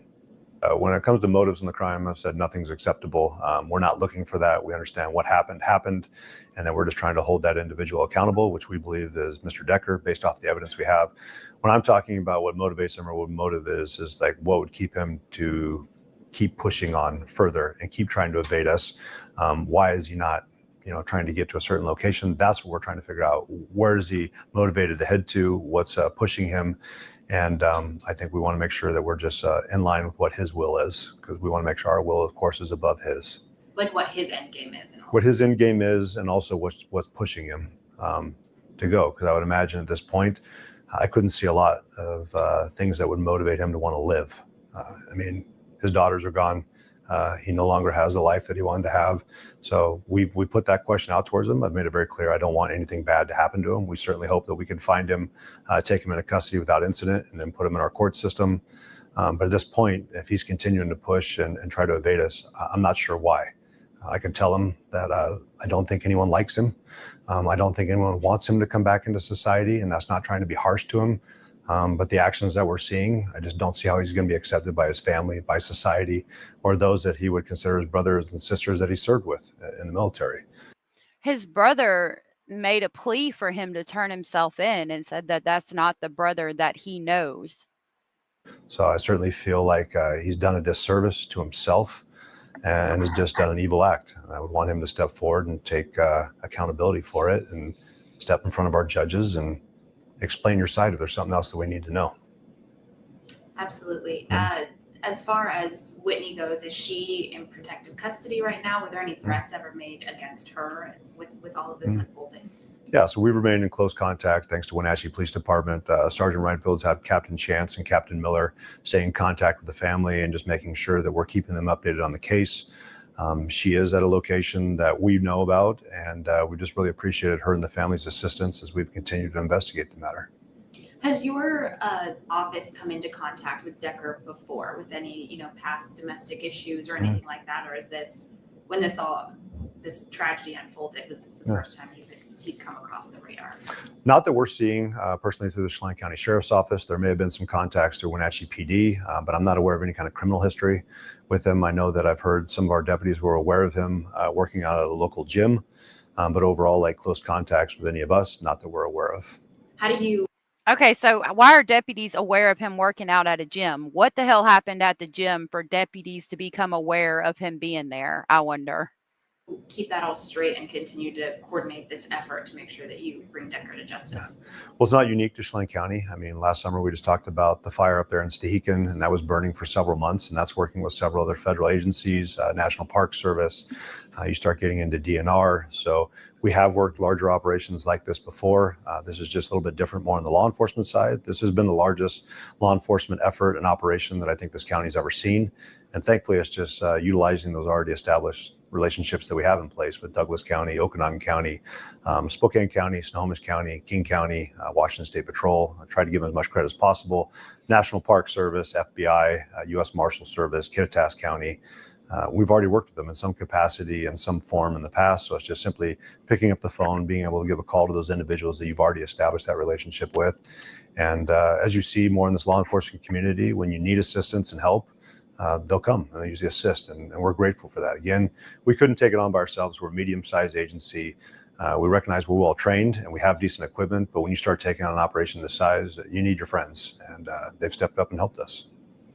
How sustainable is this ongoing effort? Again, we're in week 3. 3 weeks is Friday that he's been gone. And again, it's all hands on deck still. And I think everyone in this region wants to find Decker. Absolutely. So yeah, he's still on the loose and hasn't been found as far as we know. This was from 18 hours ago. We've adjusted our tactics. I mean, clearly the situation has changed. Our investigations evolved a little bit, and we knew that there was a period of time that we were really going to have to deploy resources hard in an effort to try to gain the upper hand and gain control of the area that we're searching for. We wanted to get containment. But again, I mean, our agency was coming in, I think, around 3 days after the fact from what we're getting off the information. So it certainly already put us a little bit behind, and we just continued to do what we could to cover as much ground as possible, follow up on leads as quickly as possible. But now we're starting to transition into looking more towards the long game. That's why we've asked the U.S. Marshal Service to continue to come alongside us and take over the search portion as we turn our focus back over to the investigation. And we told them our resources are still available. I was just up flying with our helicopter doing searches in a couple other valleys here a couple days ago because we know we're still very much involved with the search, but we know that the experts in this field are the U.S. Marshal Service. They've taken on this kind of challenge before, and we've reached out to other agencies who have done searches. Kittitas County and Sheriff Myers, we've had conversations offline saying, what did you learn during your search? What can we learn from that? And then how do we best partner up together to ensure that our resources are being used as best as possible to take the challenge on. And we'll continue to assess it and see. I mean, we had our conversations this morning about what our efforts are going to look like this week. We know the National Guard is going to continue to stay on scene and fly for us at least till the end of the week, and then we'll start to assess what other air resources are coming in. But when you look at it, I mean, we've talked about even Spokane PD coming over with their drone unit. They did an excellent job. We had our drones up in the air too. But you got to start looking back towards, the jurisdictions that you serve, and eventually you got to justify why you're putting the amount of resources you are into another jurisdiction. Grateful. I know I'm talking with King County and Snohomish County. I think they were looking at about over $1 million that they had put up assisting us. Spokane, I think, was right along that line too. And we're grateful for the citizens of all those jurisdictions that have been willing to come over and assist us during this tragedy. I know that we've done it before, like with OSO coming over to assist and going over and helping Kittitas County when they're doing their search. Again, this is why we come together. But we do have to be reasonable and respectful towards those limited resources of finances and equipment and personnel too. So now that we recognize that we're transitioning over to a different stage of the search, we're trying to look, what does this look like moving forward? Talking with one of the former FBI agents who searched for Eric Rudolph during the search of, I guess you'd say, Northwest North Carolina during '96 when they had the Olympic bombing. And that search took almost 5 years. So we recognize we're not going to be able to spend the amount of money that we're spending for a long period of time. So how do we continue to do what we're expected to do within reason? Your office yesterday let the media know that there was Northwest North Carolina would have been in the mountain area. It took them 5 years to find him in the mountains in 1996. I mean, don't get me wrong, mountains are backwoods, but that's a while. I hope it's not going to be no damn 5 years before they find Decker. He reminds me a bit of a young Patrick Swayze. Really? I could see that.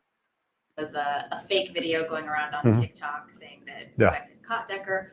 How does false information like that impact this investigation? And I know that you guys said, this isn't true. Yeah. We talked about that yesterday on the other video. TikTok is always putting out fake shit like that, and it's so irritating. But how did that impact this? We understand it's one of the current challenges with law enforcement, especially as AI comes more online and that we have more social media influencers out there trying to garner more attention towards their web pages or their their projects. So we do appreciate some members of the media who brought it to our attention. We appreciate those relationships. We also appreciate the community bringing this stuff to our attention, because we can't be everywhere at once, not only on the ground, but also out in the social media sphere. So when they bring this to our attention, we can at least put a message out there and say, this is not accurate information. And then we can try to get ahead of it, because we understand that can cause some chaos within the community, and our relationship and open lines of communication with them are important. So we say thanks to the media, public who help bring these things to our attention. And we don't mind telling you, yes, this is accurate, or no, this is not accurate. A week ago at the press conference, you had a direct message for Travis Decker. What's your direct message now, almost a week later? Still the same. You still got to be perfect every single day, Travis. I was like, I just need to have one perfect day, and for you to make a mistake, for things to go our way. So that's a heavy burden for him to bear. I mean, it's impossible to be perfect every single day. So eventually he's going to get tired. He's going to make a mistake. He's going to leave something behind. He's going to make an error. Yep. And I can tell you that every single person wearing a uniform in this state is going to be there waiting for him to make that mistake. So it's not just our agency. He's got to overcome Washington State Patrol. He's got to overcome Douglas County Sheriff's Office, East Wenatchee, the Chelan County Sheriff's Office, King County, Snohomish County. I can't imagine any individual in this great country that is wearing this uniform is going to pass up the opportunity to take him into custody. I know citizens are out there also looking for him. So he's got a bigger problem than just our agency. He's got a nationwide problem. If this goes on much longer, I mean, how does that shift things again? Does it make it even trickier to find him? Do you think that he would have moved kind of out of where you guys think he is right now? Well, I'd remind with the Eric Rudolph search, it just happened to be that a very watchful patrol deputy saw someone going through a dumpster. When they contacted an individual, there was what the whole entire nation had been looking for 5 years. So we recognized with Kittitas County's case, it took 21 days to locate him. We had a similar incident several years ago in King County with an individual who built a bunker outside of North Bend. So this isn't the first time. We just saw the Devil of the Ozarks also get located after a brief amount of time that he was out there running around. So we'll get our time. We'll eventually get to find him. It may be in a week, it may be in a couple years, but we're not going to go away. We know the Marshal Service is in it for the long haul. The FBI is in it for the long haul.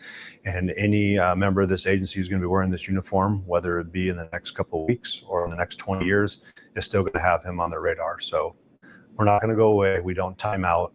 His charges aren't going to time out. So if he wants to live the rest of his life looking over his shoulder, we'll be there. Well, Monali, authorities have released new photos hoping that. All right. So that was the interview with the one-on-one with the sheriff. Let me see. Yeah, there's the new Decker photos, but I have released those in a video, so we don't need to watch that. It's rare that I think someone is that handsome. A lot of people think he is just absolutely handsome. I don't know. I don't blame y'all. I don't know. I'm not living, a life of crime anymore, but having lived a life of crime once before, I don't think I could ever be with a cop. Plus, I love Mr. Speculating way too much. So with that, I'm going to go for the day. I want to let you all know that I appreciate being here. I appreciate the support. I thank you for hanging out with me here every single day. And I'm going to try to keep you up to date on everything going on in all of these cases. If nobody has told you, you are important, you are enough, you are special, and you are loved. I hope you enjoy your weekend, and I will see y'all tomorrow. So I hope y'all have a good night. Thank you so much for hanging out with me today, and y'all be safe out there and be blessed. Bye.